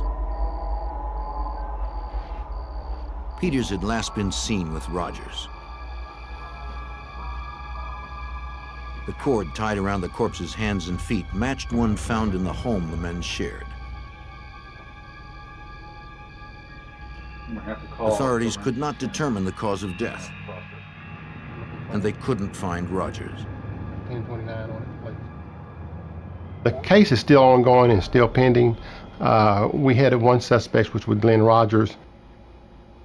We weren't able to track Rogers real well due to the fact that he traveled by Greyhound bus, by tractor trailer, cars. It was hard for us to track him.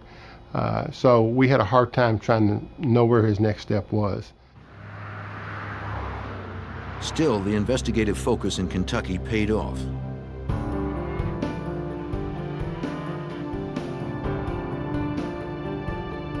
On November 13th, 1995, Glenn Rogers visited one of his relatives in Lee County, Kentucky.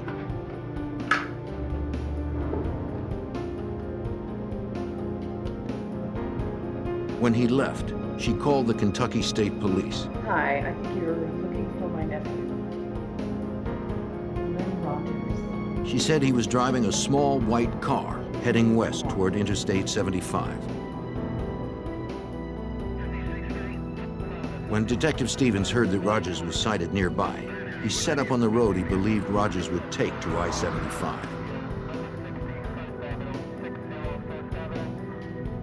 It wasn't long before a white Ford Festiva drove by. The detective began following. I wanted to make sure that this was Glenn Rogers, not somebody else that I had actually followed in behind. So I pulled out behind this car. When I ran the car tags actually came back stolen. So I began to follow him. I was able to pull up beside him like I was going to pass him. When I looked over, I could see who it was, and the picture I had of Glenn Rogers matched the driver.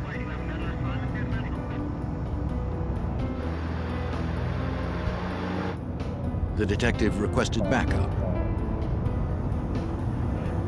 A local police officer was parked nearby. He joined the slow pursuit. They followed Rogers for a distance. I think he was kind of watching me, and I was watching him. And I think by then he must have pretty much figured out that he had a police officer behind him. So we pulled up to a stoplight, and he ran the stoplight and pretty much ran some people off the road as he was going through the stoplight. I fell in behind him at that time and activated my emergency equipment.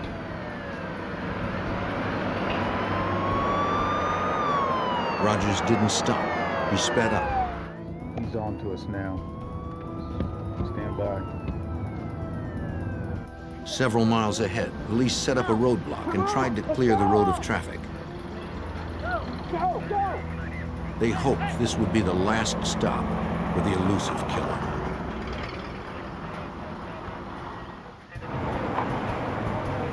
On November 13th, 1995, Kentucky State Police set up a roadblock in an effort to apprehend suspected serial killer Glenn Rogers.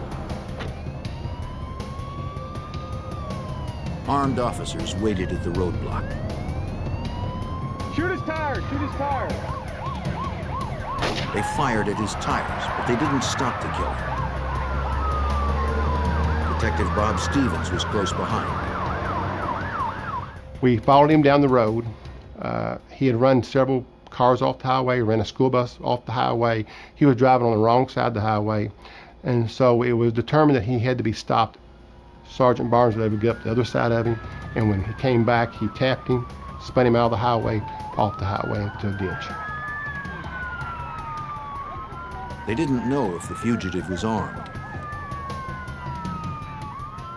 When I first approached the car, and I was one of the first ones to approach the car, you could see that he looked very upset, very aggravated that he was in the custody.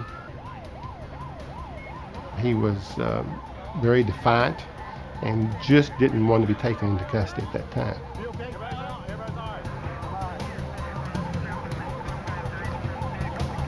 After a 2-month killing spree that spanned the country and left 4 women dead, Glenn Rogers was finally in custody.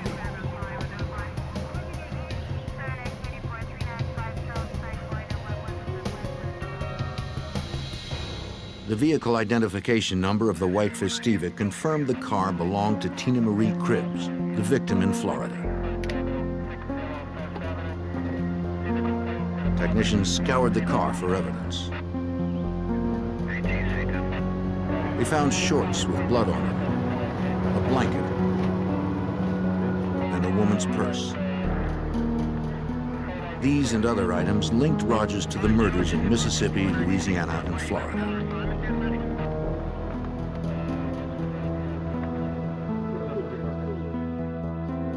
Tell me a little bit about what you guys have. The FBI served as the clearinghouse for the evidence.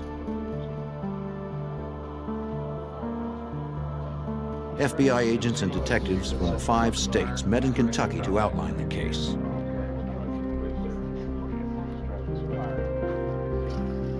Special Agent John Huber helped plan the meeting. What they did do was put together all the information that everyone had, share information, and also that the FBI laboratory would process all the evidence in this case so that one agency would have custody of all the evidence and do the analysis. Agents and detectives agreed that their best case against Rogers was in Florida. Tampa detective Julie Masucci met with detectives and prosecutors to review the evidence.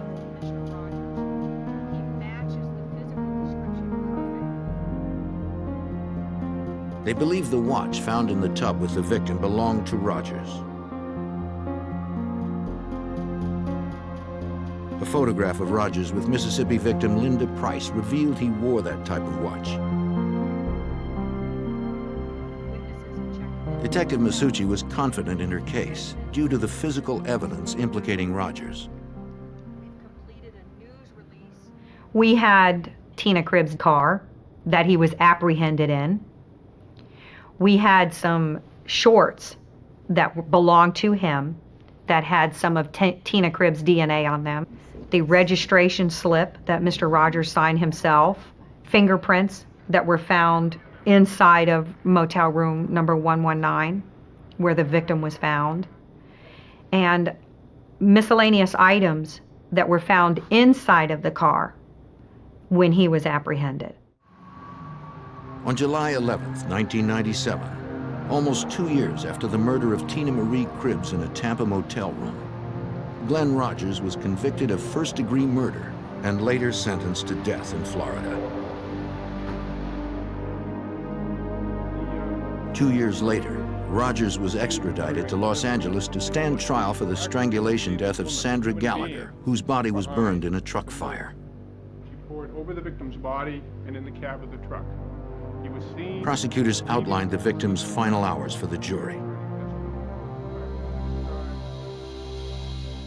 They showed that Sandra and Glenn Rogers left McRed's bar together on September 28, 1995.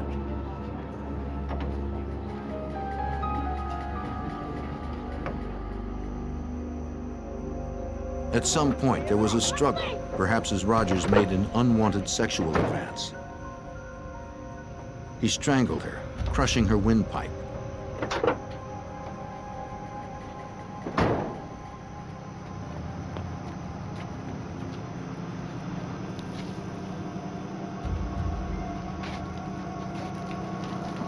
Attempting to destroy evidence, Rogers doused Sandra's body in the truck with gasoline and set it ablaze.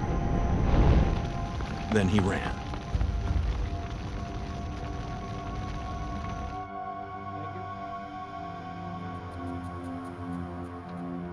On July 16, 1999, a jury again found Glenn Rogers guilty of murder. He was sentenced to a second death penalty in the state of California.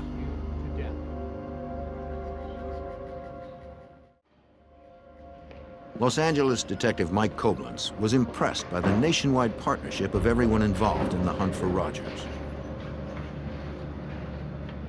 That's really what made this case come together, was the interagency cooperation, and not just in Los Angeles, but in Jackson, Mississippi, Tampa, Florida, and later Bossier City, Louisiana, the FBI, the press, the different news agencies that were able to get the information out. We truly worked together on this, and it came to a successful conclusion down the road. Since Glenn Rogers already had 2 death sentences, Louisiana and Mississippi prosecutors decided to spare the families of the victims emotional trials. Glenn Rogers left at least 11 children without mothers. The importance of stopping him was clear to Detective Julie Masucci and the other investigators. As a woman, not as a detective, not as a police officer, but as a female, I think that there should be a lot of women that feel safe that he's off of the streets. He had no regard for human life. He had no regard for the feelings of the families that are left behind. He didn't care. And I'm happy that he's behind bars. And I'm happy that he'll never step foot outside of a prison system that he could put other females at risk. Investigators suspect Rogers is responsible for more unsolved murders. He told family members during his rampage that he had killed dozens. authorities continue to pursue those unsolved murders to close the cases that can be linked to Glenn Rogers.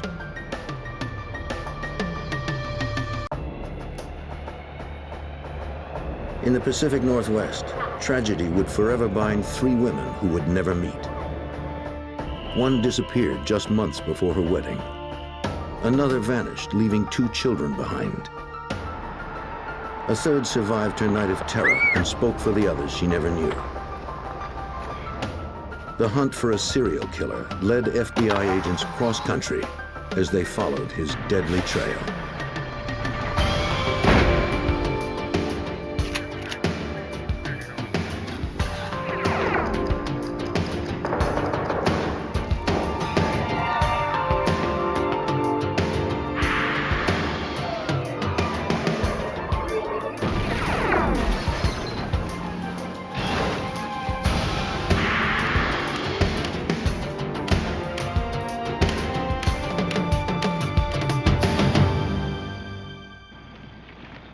The disappearance of young women triggered a search that spanned the Pacific Northwest. Even a massive media campaign failed to locate the drifter who first charmed, then killed them. As investigators followed his trail, he always stayed one step ahead. I'm Jim Kallstrom, former head of the FBI's New York office. In a case that landed on the FBI's 10 most wanted list, agents hoped that the one victim the killer spared would help put him behind bars.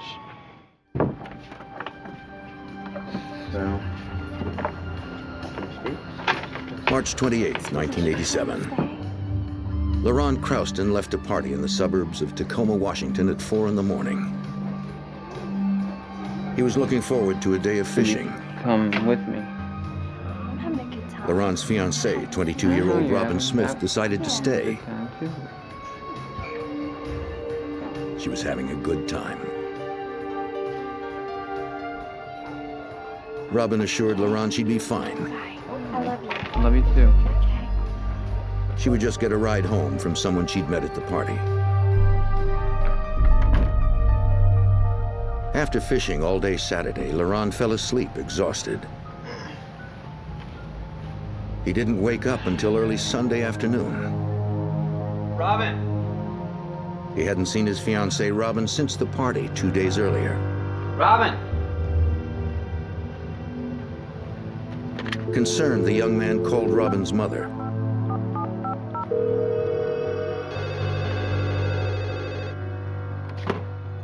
Hello? Yeah. Edna Smith had assumed her daughter was with LaRon. No, let me check. Just a minute. Robin? She checked to see if Robin was in her old bedroom. Robin? No, I haven't seen her. Perhaps she'd come in late without being heard. LaRon told Edna not to worry. Okay, I'll be there in a few Maybe minutes. Robin all right? had decided to spend the rest of the weekend at their friend's house.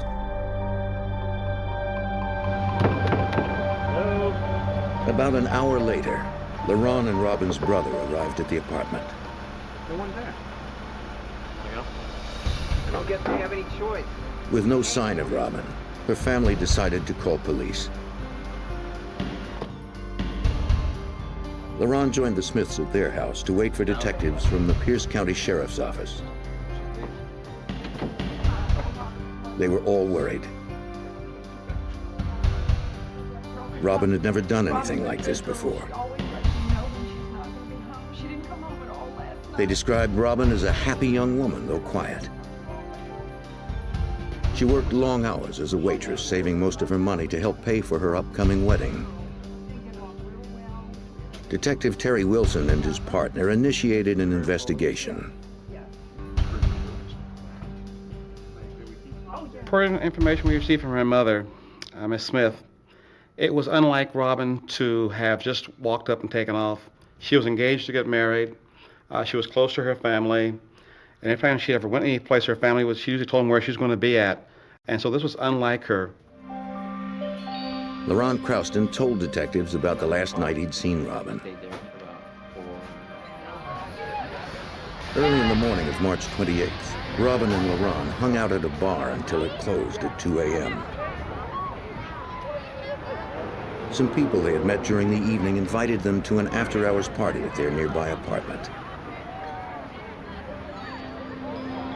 The place was rented by Elizabeth Glynn and Darren D. O'Neill. LaRon and Robin were having such a good time they didn't want it to end.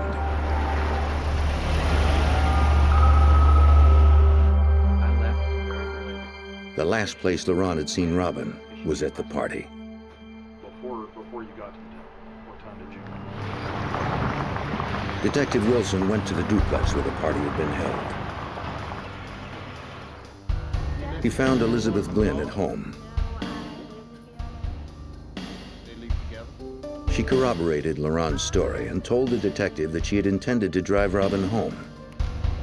How long did you live? But as the night wore on, her plans changed. Darren seemed more interested in Robin, so Elizabeth remained in the kitchen and flirted with a man named Mike Prohoda. Elizabeth told the detective that she and Prohoda had made plans to meet later at his apartment where they could be alone. Prohoda left the party first to avoid arousing Darren's suspicions.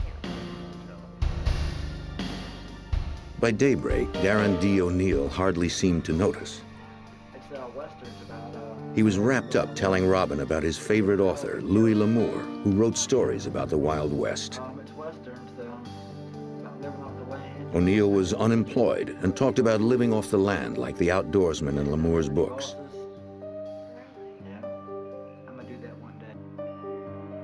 Elizabeth had heard it all before.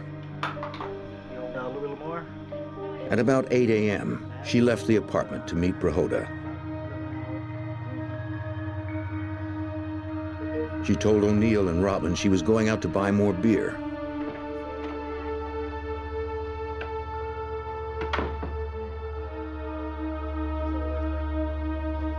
When she returned 24 hours later, O'Neill and Robin were gone. Elizabeth pointed out that she found several items missing from the apartment. In searching the apartment, we found that there was a television that had been pulled out and the television electrical cord had been removed. There was a couple of lamps from his girlfriend had told us that had extension cords on it. These were missing. A lot of his clothes were gone, and she specifically mentioned that there was a blanket that also was missing from the house. Is this yours? In a file box, Wilson also found Social Security cards with several different aliases. They included the unusual name of Zebulon McCranahan. When Detective Wilson told his partner what he'd learned, Detective Walt Stout immediately suspected foul play. Robin was left alone with Darren O'Neill, and something happened at that residence after that. It would be speculation that maybe Darren tried to come on to her physically or sexually. She may have rejected that, or there was something that happened there, and I believe she was probably assaulted in that house. Detective's next question, Dennis Morrison, O'Neill's friend and former employer. Morrison said O'Neill had worked for him as a carpenter. When's the last time you saw him? It was last night. He asked if we were alone. He said he had seen O'Neill just a few days earlier. It was Saturday afternoon, the day after the all-night party. Running kind of low on cash, man. You ain't got about 30 bucks I can get from you, dude. O'Neill stopped by to ask for traveling money. No cash on me at all. He said he was heading east over the Cascade Mountains. Morrison had no cash to give him. O'Neill was about to leave when Morrison realized he could write him a check. He went to O'Neill's car to make the offer. His friend seemed nervous and anxious to leave. Then a movement in the back of the car caught Morrison's eye. It looked like something was pushing against the back seat from inside the trunk. O'Neill told him it was his dog. He put it there to punish it. Before Morrison could say another word, O'Neill pulled away. That's all he said. You haven't heard from him since. Morrison described the car as a tan Chrysler with Montana tags. It was the day after the party. Authorities knew they were 3 days behind O'Neill. By now, he could be anywhere.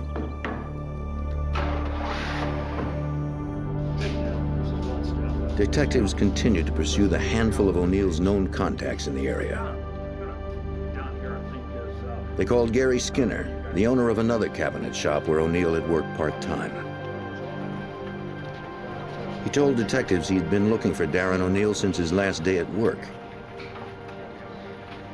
When Darren left, he apparently took a hammer with him from the shop because it was missing, and Mr. Skinner couldn't account for it having been taken in any other way.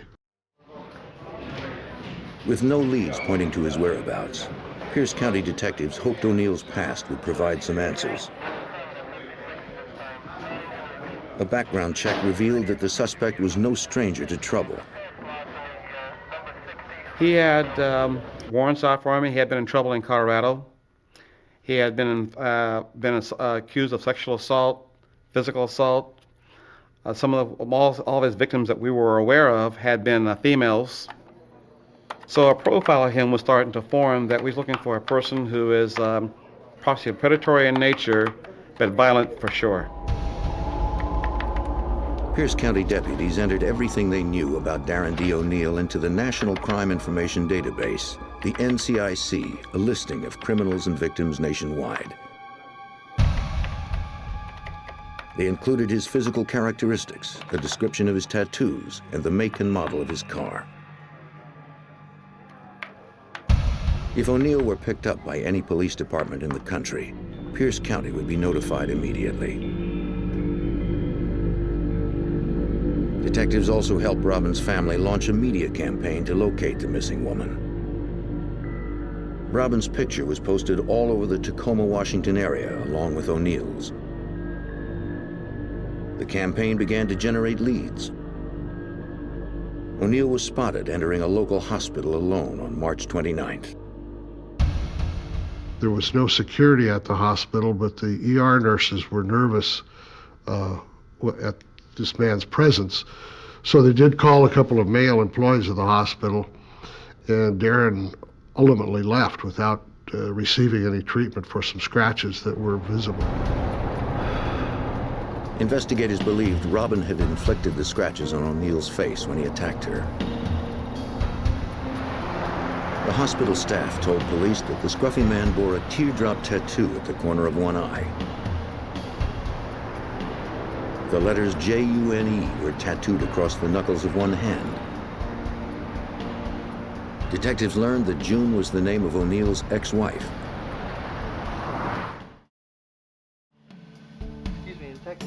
The media campaign continued to generate leads. A highway flagman had seen O'Neill in his car at 2 different locations on March 30th, 2 days after Robin's disappearance.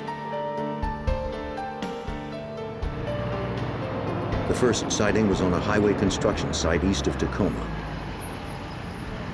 Construction, just keep it slow. O'Neill was heading south when the flagman waved him through. Keep it slow, sir. He also saw O'Neill a few hours later at a gas station off the same highway. Hang on a second, I want you to take a look at some pictures. He called police when he recognized the man's face from the newspaper. To be sure, the detective showed the flagman a photo lineup. It included a mugshot of O'Neill alongside 5 others. The flagman picked out O'Neill immediately.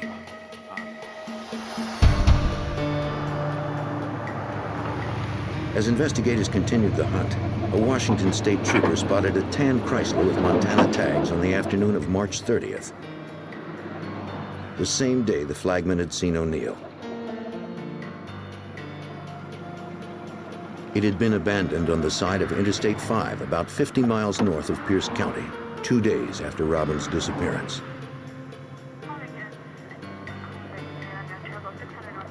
Unaware of the ongoing investigation, the officer found nothing suspicious about the car. He followed proper procedure by calling in the license plate and vehicle description. A communications officer entered the tag number into a database. The information should have triggered the NCIC listing on O'Neill and his vehicle. It did not. She had mistakenly typed the abbreviation MO for the state of Missouri instead of MT for Montana. The trooper on Highway 5 was still unaware that this was the very car Darren D. O'Neill had been driving following Robin Smith's disappearance.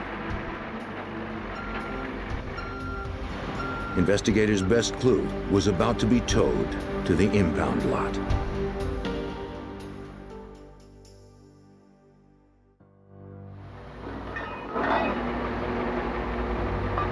On March 30th, 1987, a Washington state trooper found a tan Chrysler with Montana tags 50 miles east of Tacoma.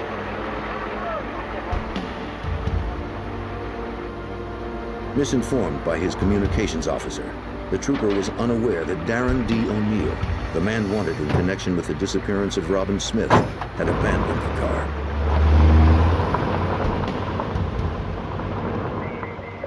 The vehicle was towed to an impound lot for future sale. A few days later, the local paper ran an article about Robin Smith's abduction. The story described O'Neill's car. It sounded similar to a Chrysler the tow truck operator had recently impounded. He checked the make, model, and license plate. They matched. He quickly notified police. Detectives ran a check of the Chrysler's vehicle ID number.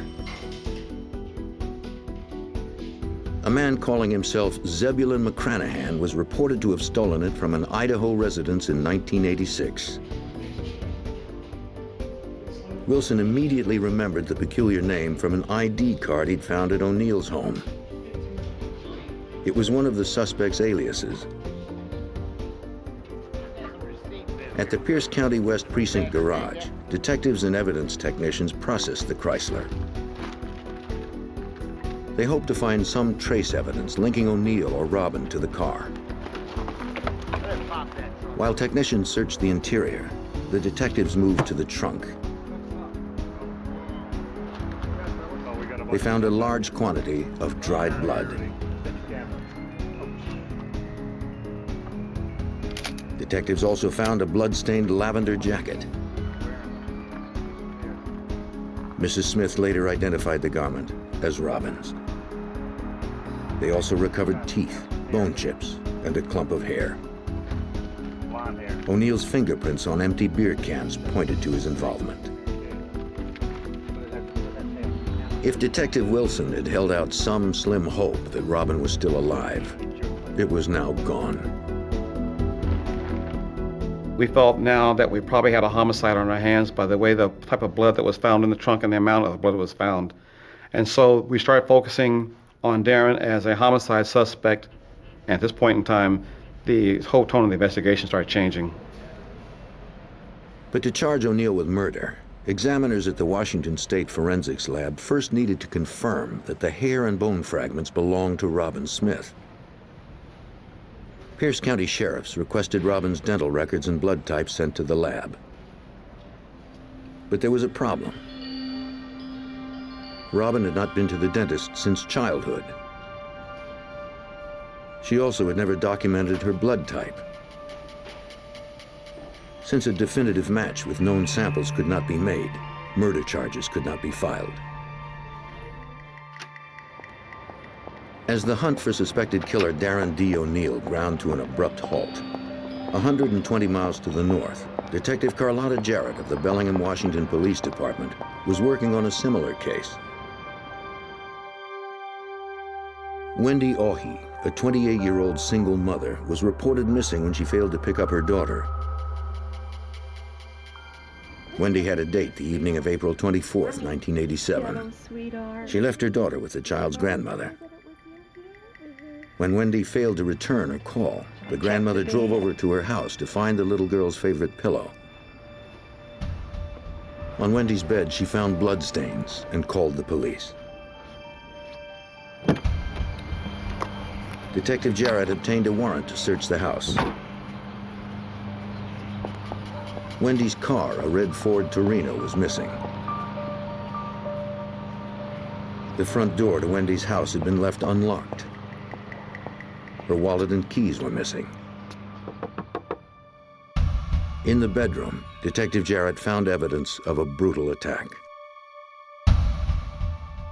There was bodily fluids in the bed, and there was a great amount of pooled blood underneath that pillow, which had seeped to the mattress below. There was low to medium impact velocity blood spatters on a wall, and there were also blood smears on the wall. Bellingham police retrieved the entire bed as evidence. On the headboard, they found more of Wendy's blood, along with 2 blonde hairs that did not belong to the missing woman. Police also recovered an acrylic fingernail. Wendy's friends told police that she had worn acrylic nails on her date with a man named Michael Johnson. Wendy had met Johnson earlier that afternoon on her lunch break. He was the new bartender at La Paloma restaurant.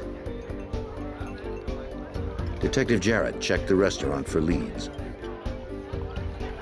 I contacted the owner to see if she'd filled out an employment application for Mr. Johnson, and the only thing she had was a placemat that he had written some information on. She gave that placemat to me, and we did and processed it for fingerprints. While the detective waited for results, she visited a local mission which the bartender had listed on the placemat as his residence. Detective Jarrett spoke to the desk clerk at the mission, who remembered the day Johnson checked out. He had seen Mr. Johnson at the mission at 7:30 in the morning on the day after that Wendy he had a date with him. And at that time, he was wearing black slacks, a vest, a white shirt, and a tie, and told him he was going to work. He also said he had met a lady and he was going to move in with her. This person also said that Mr. Johnson was driving a red Torino and drove away in it. Previous to this point, he had had no vehicle. On May 4th, 1987, Jarrett received a phone call from police in Eugene, Oregon. They had found Wendy's car, a red Ford Torino, abandoned in the parking lot of a tavern. Inside, police recovered fingerprints that matched the fingerprints found on the placemat. A check through the automated fingerprint identification system revealed that the prints belonged to Darren D. O'Neill, the man wanted for the suspected murder of Robin Smith. Detective Jarrett contacted authorities in Pierce County, 120 miles south of Bellingham. They quickly realized there were striking similarities in both cases.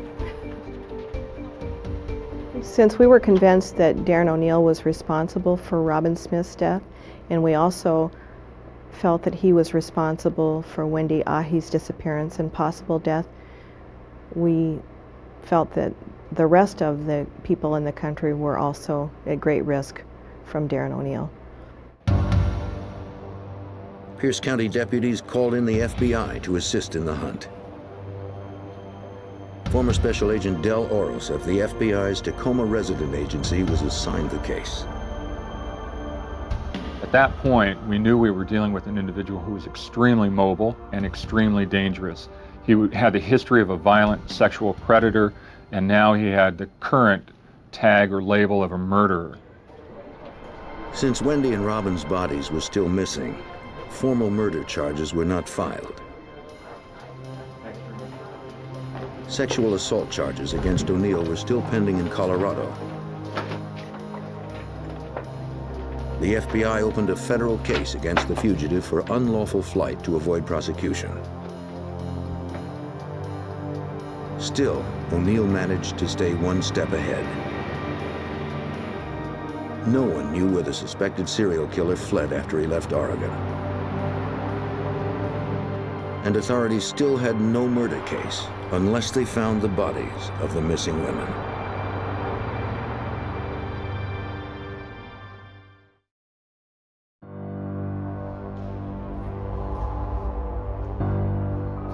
In May 1987, evidence pointed to the brutal slaying of 2 innocent women in Washington state. The FBI and local police launched a media campaign to flush out suspected killer Darren D. O'Neill. Dozens of agents fanned out to investigate sightings all over the Pacific Northwest. Yes. O'Neill was spotted hitchhiking at truck stops north and south of Seattle. One trucker gave O'Neill a ride on May 23rd. He claimed his passenger thanked him for the ride because the cops were after him. The trucker pulled off the highway a short time later and left O'Neill just a few miles outside the city. Special Agent Del Oros recalled that even as leads came in, the hunt for the elusive killer did not get any easier. The months immediately following the disappearance of Robin Smith and Wendy Ahi were extremely frustrating. Because of O'Neill's change in facial appearance, a change in weight, people were consistently telling us that the pictures that we were showing of O'Neill were actually 2 different people. Well, they weren't. The FBI focused on places the drifter might blend in. Because O'Neill was constantly on the move, agents questioned travelers at local bus and train stations. They hoped someone had spotted O'Neill and would remember his distinctive tattoos. Even when they found people who had seen the fugitive, it was always too late. O'Neill was comfortable in the ever-changing world of transients and drifters, where people could easily disappear forever.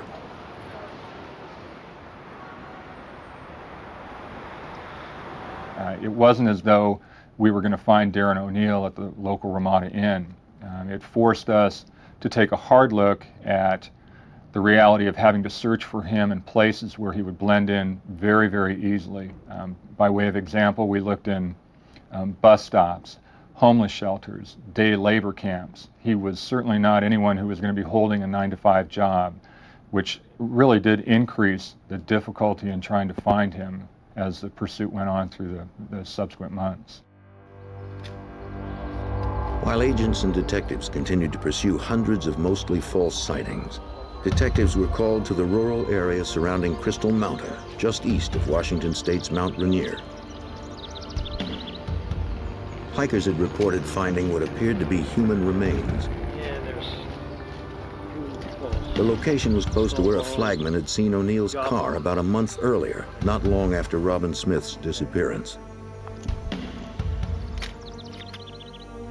Just inside the wood line, officers spotted a jawbone and a skull. Each item was carefully flagged before it was retrieved. As Stout and Wilson surveyed the crime scene, they wondered whether the remains were Robin's. Investigators also found other bones scattered in the vicinity. Folded clothing was found, hidden in the base of a nearby tree. It matched the description of the outfit Robin had worn to the party. They also recovered a wallet. Inside, they found Robin Smith's driver's license. Investigators fanned out to cover a wide area. Their persistence paid off. They found a claw hammer with markings similar to the one reported missing by one of O'Neill's former employers. Detectives also suspected it was the murder weapon. The Pierce County medical examiner agreed. A careful examination of the remains revealed that Robin had probably died as the result of blunt force trauma to the head. Darren D. O'Neill was charged with first-degree murder. Once the remains of Robin Smith were found, we certainly had the confirmation that a murder had occurred. And by virtue of that murder, the Washington federal authorities then issued their own separate and second investigation. They issued another unlawful flight to avoid prosecution warrant for him. The FBI was more determined than ever to get their hands on the man responsible for this heinous crime.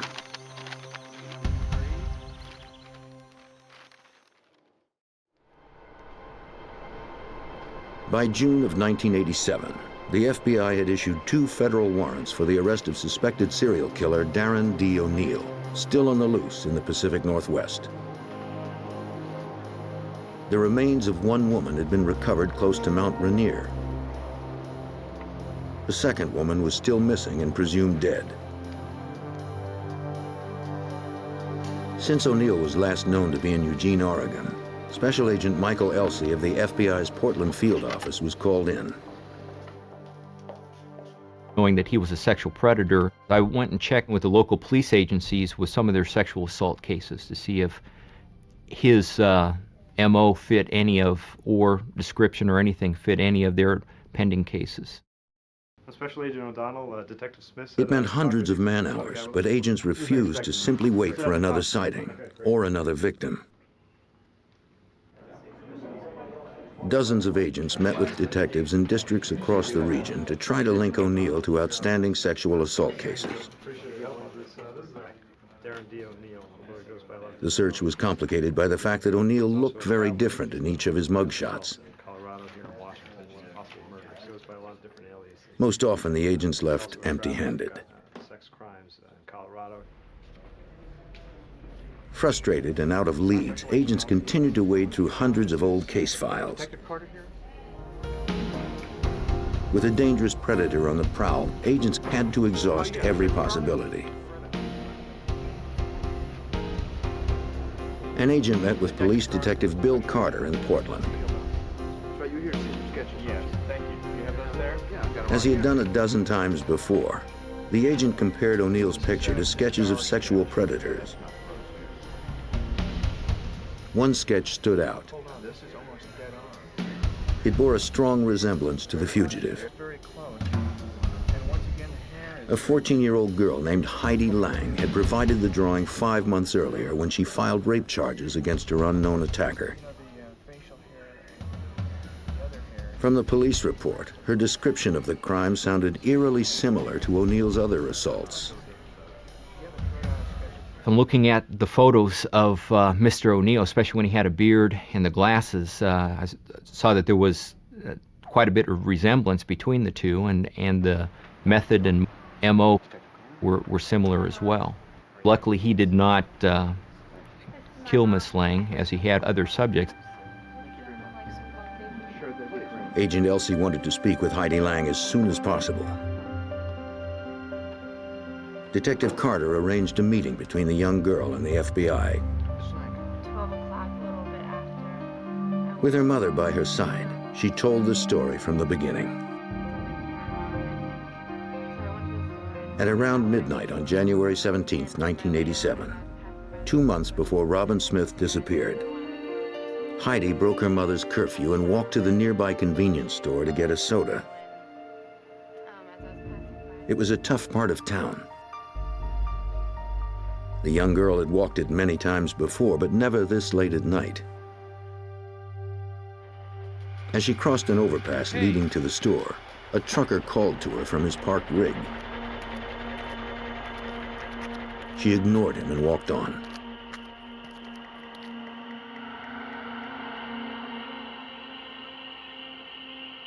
It only took her a few minutes to get the soda.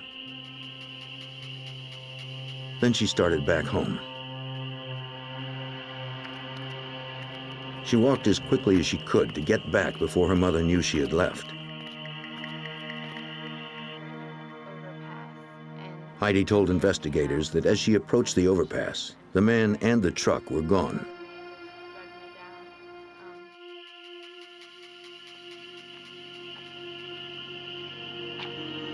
But on the other side of the overpass, the trucker jumped out of the bushes and grabbed her. Get in the drill.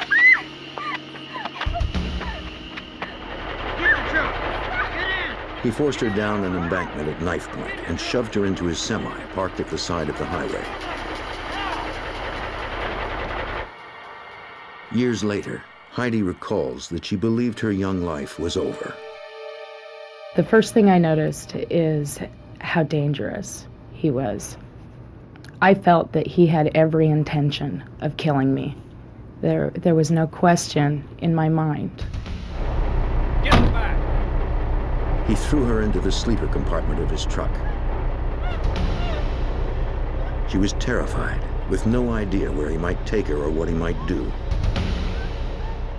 He threatened to make me a whore, sell me to pimps. He was gonna cut me open if I tried finding what was going to keep from angering this man. I had to behave like I was just holding conversation with him, and at the same time learn what I could about him.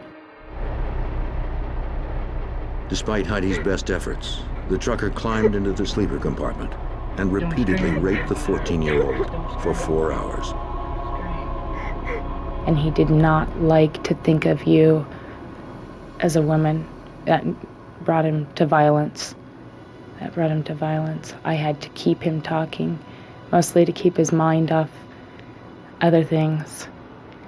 And I tried my best to give him the impression that I was insignificant. And I was just there to be there with him. And it wouldn't mean anything if he let me go.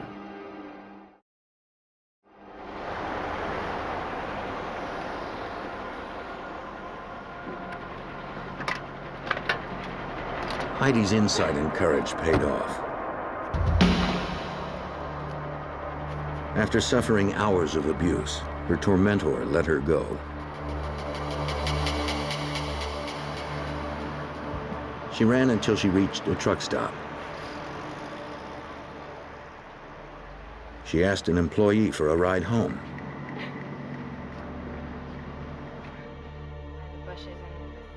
After all she'd been through, Heidi bravely submitted to a rape test. This provided investigators with samples of the rapist's semen, though no match could be made until the suspect was in custody. Identify the man.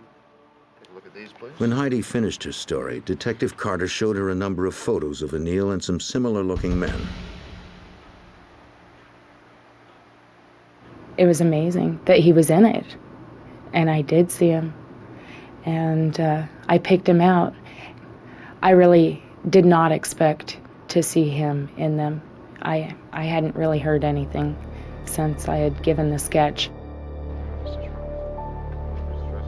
Seeing her attacker's face brought the memories flooding back, but she never hesitated to press charges.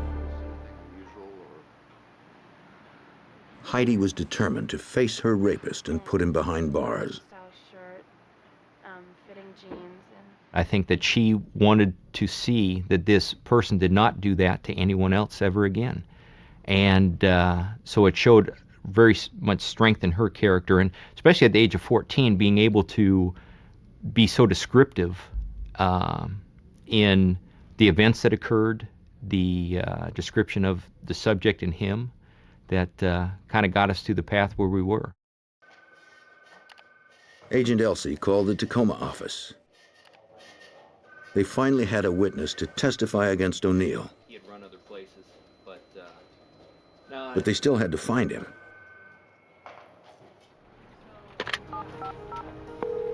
Agent Del Oros called FBI headquarters in Washington, D.C. to request additional assistance.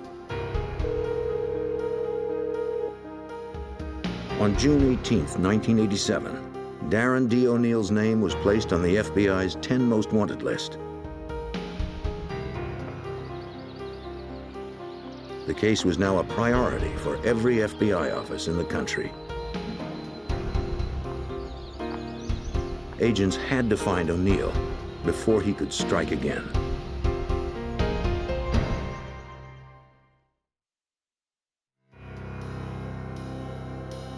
In June of 1987, suspected serial killer Darren D. O'Neill was added to the FBI's 10 most wanted list.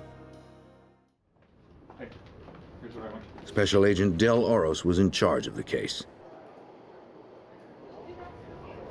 He convinced the FBI's Fugitive Publicity Unit in Washington, D.C., that Darren D. O'Neill fit the list's criteria. The Bureau's determination as to who goes on to the top 10 wanted list is a function of a lot of different factors. Primarily, it's the protection of the community. Secondarily, it has to do with the ability of those individuals to be mobile, to transport themselves across interstate lines, so effectively going from state to state. With nationwide publicity, the manhunt for O'Neill was relentless. Countless sightings were reported in several states. O'Neill was most often spotted in bars and taverns in the Northwest. Looking for a guy who may have been seen around here. Investigators followed up on dozens of leads, only to find witnesses with vague descriptions of the fugitive. Nobody knew of his whereabouts. Anything noticeable about his appearance? Agents were left with little to go on. Okay, thank you very much. So we had a long stretch of time when the clues were drying up. The leads from other agents were not producing any form of immediate return. We were going back and to the same people, consistently re-interviewing the family, friends. We were reaching out as far as going to prior instructors, prior employers, looking for some type of clue that would tell us or show us a pattern of his activity and his mobility across the country. 7 months later, on February 3rd, 1988, agents discovered that O'Neill had made his way to Lakeland, Florida. He was spotted by a Lakeland police officer conducting what appeared to be a drug deal. Got some good stuff. You got the money? The officer was unaware that O'Neill was wanted for murder.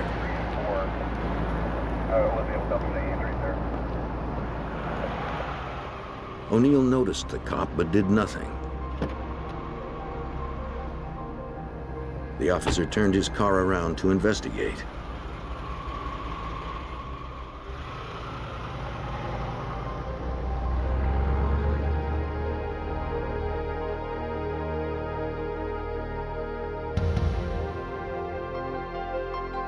When the cruiser pulled past the stopped car, O'Neill pulled up and asked for directions, pretending he was lost.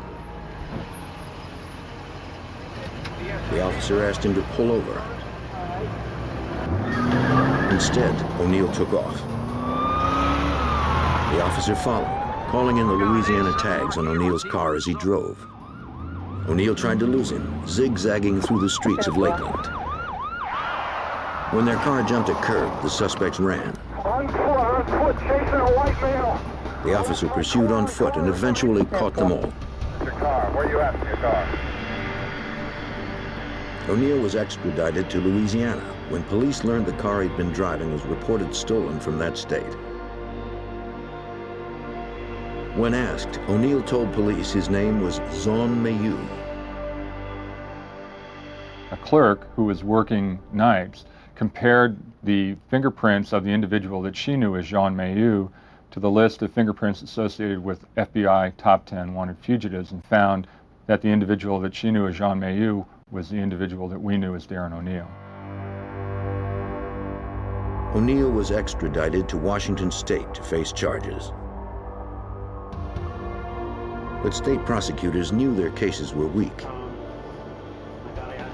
Since Wendy Augie's body was never recovered, O'Neill could not be charged with her murder. The Robin Smith case was stronger, but lacked definitive forensic identification. It would be difficult to prove beyond a reasonable doubt that the body found in the woods was Robin Smith's. Okay, let's go back. Despite the evidentiary obstacles, prosecutors moved ahead with the Robin Smith case. In 1987, you remember They would take their chances with a jury. O'Neill and his attorney would never let the case get that far. In a Pierce County court on January 4th, 1989, O'Neill pled guilty to first-degree murder in the killing of Robin Smith. Detective Wilson knew there was an ulterior motive behind the plea. The court system in the state of Washington at that time was, if a person was convicted of first-degree murder, but there was a loophole in there. If you pled guilty to the charge, the maximum time you got was 333 months. The family of Robin Smith was devastated. Even without parole, O'Neill would be free well before the end of his natural life. The killers still face charges in Portland, Oregon for the kidnapping and rape of 14-year-old Heidi Lang. If convicted, O'Neill would be put away for life. But prosecutors had a problem. Deputy District Attorney Charles Sparks recalls that the rape kit Heidi had provided at the time of her assault would not be admissible for a comparison with O'Neill.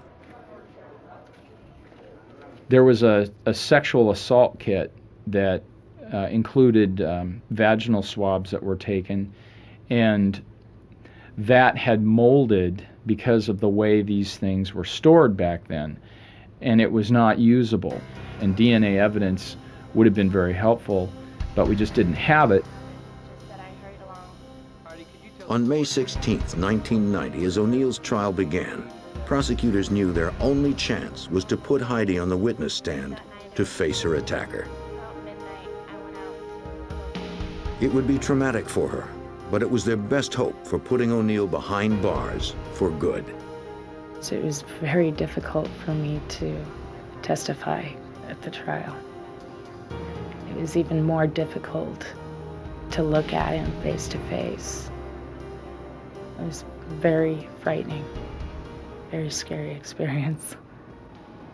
First of all, at this point, I had promised this man that I wouldn't tell anybody what happened. And this is a man who had no qualms about going after anybody, even just a girl walking down the street in the middle of the night. I knew I had to put him away, or I was as good as dead. That's the way I view it. From here today, could you point to that man?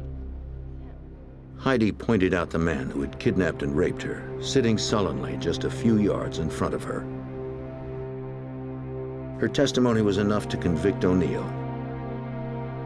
The jury found him guilty on all 16 counts of kidnapping and rape. Under Oregon law, he was sentenced to 135 years in prison.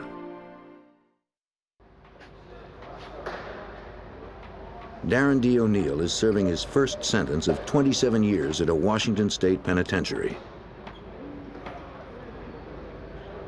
He will then be transferred to Oregon to spend the rest of his life behind bars. Once he was convicted,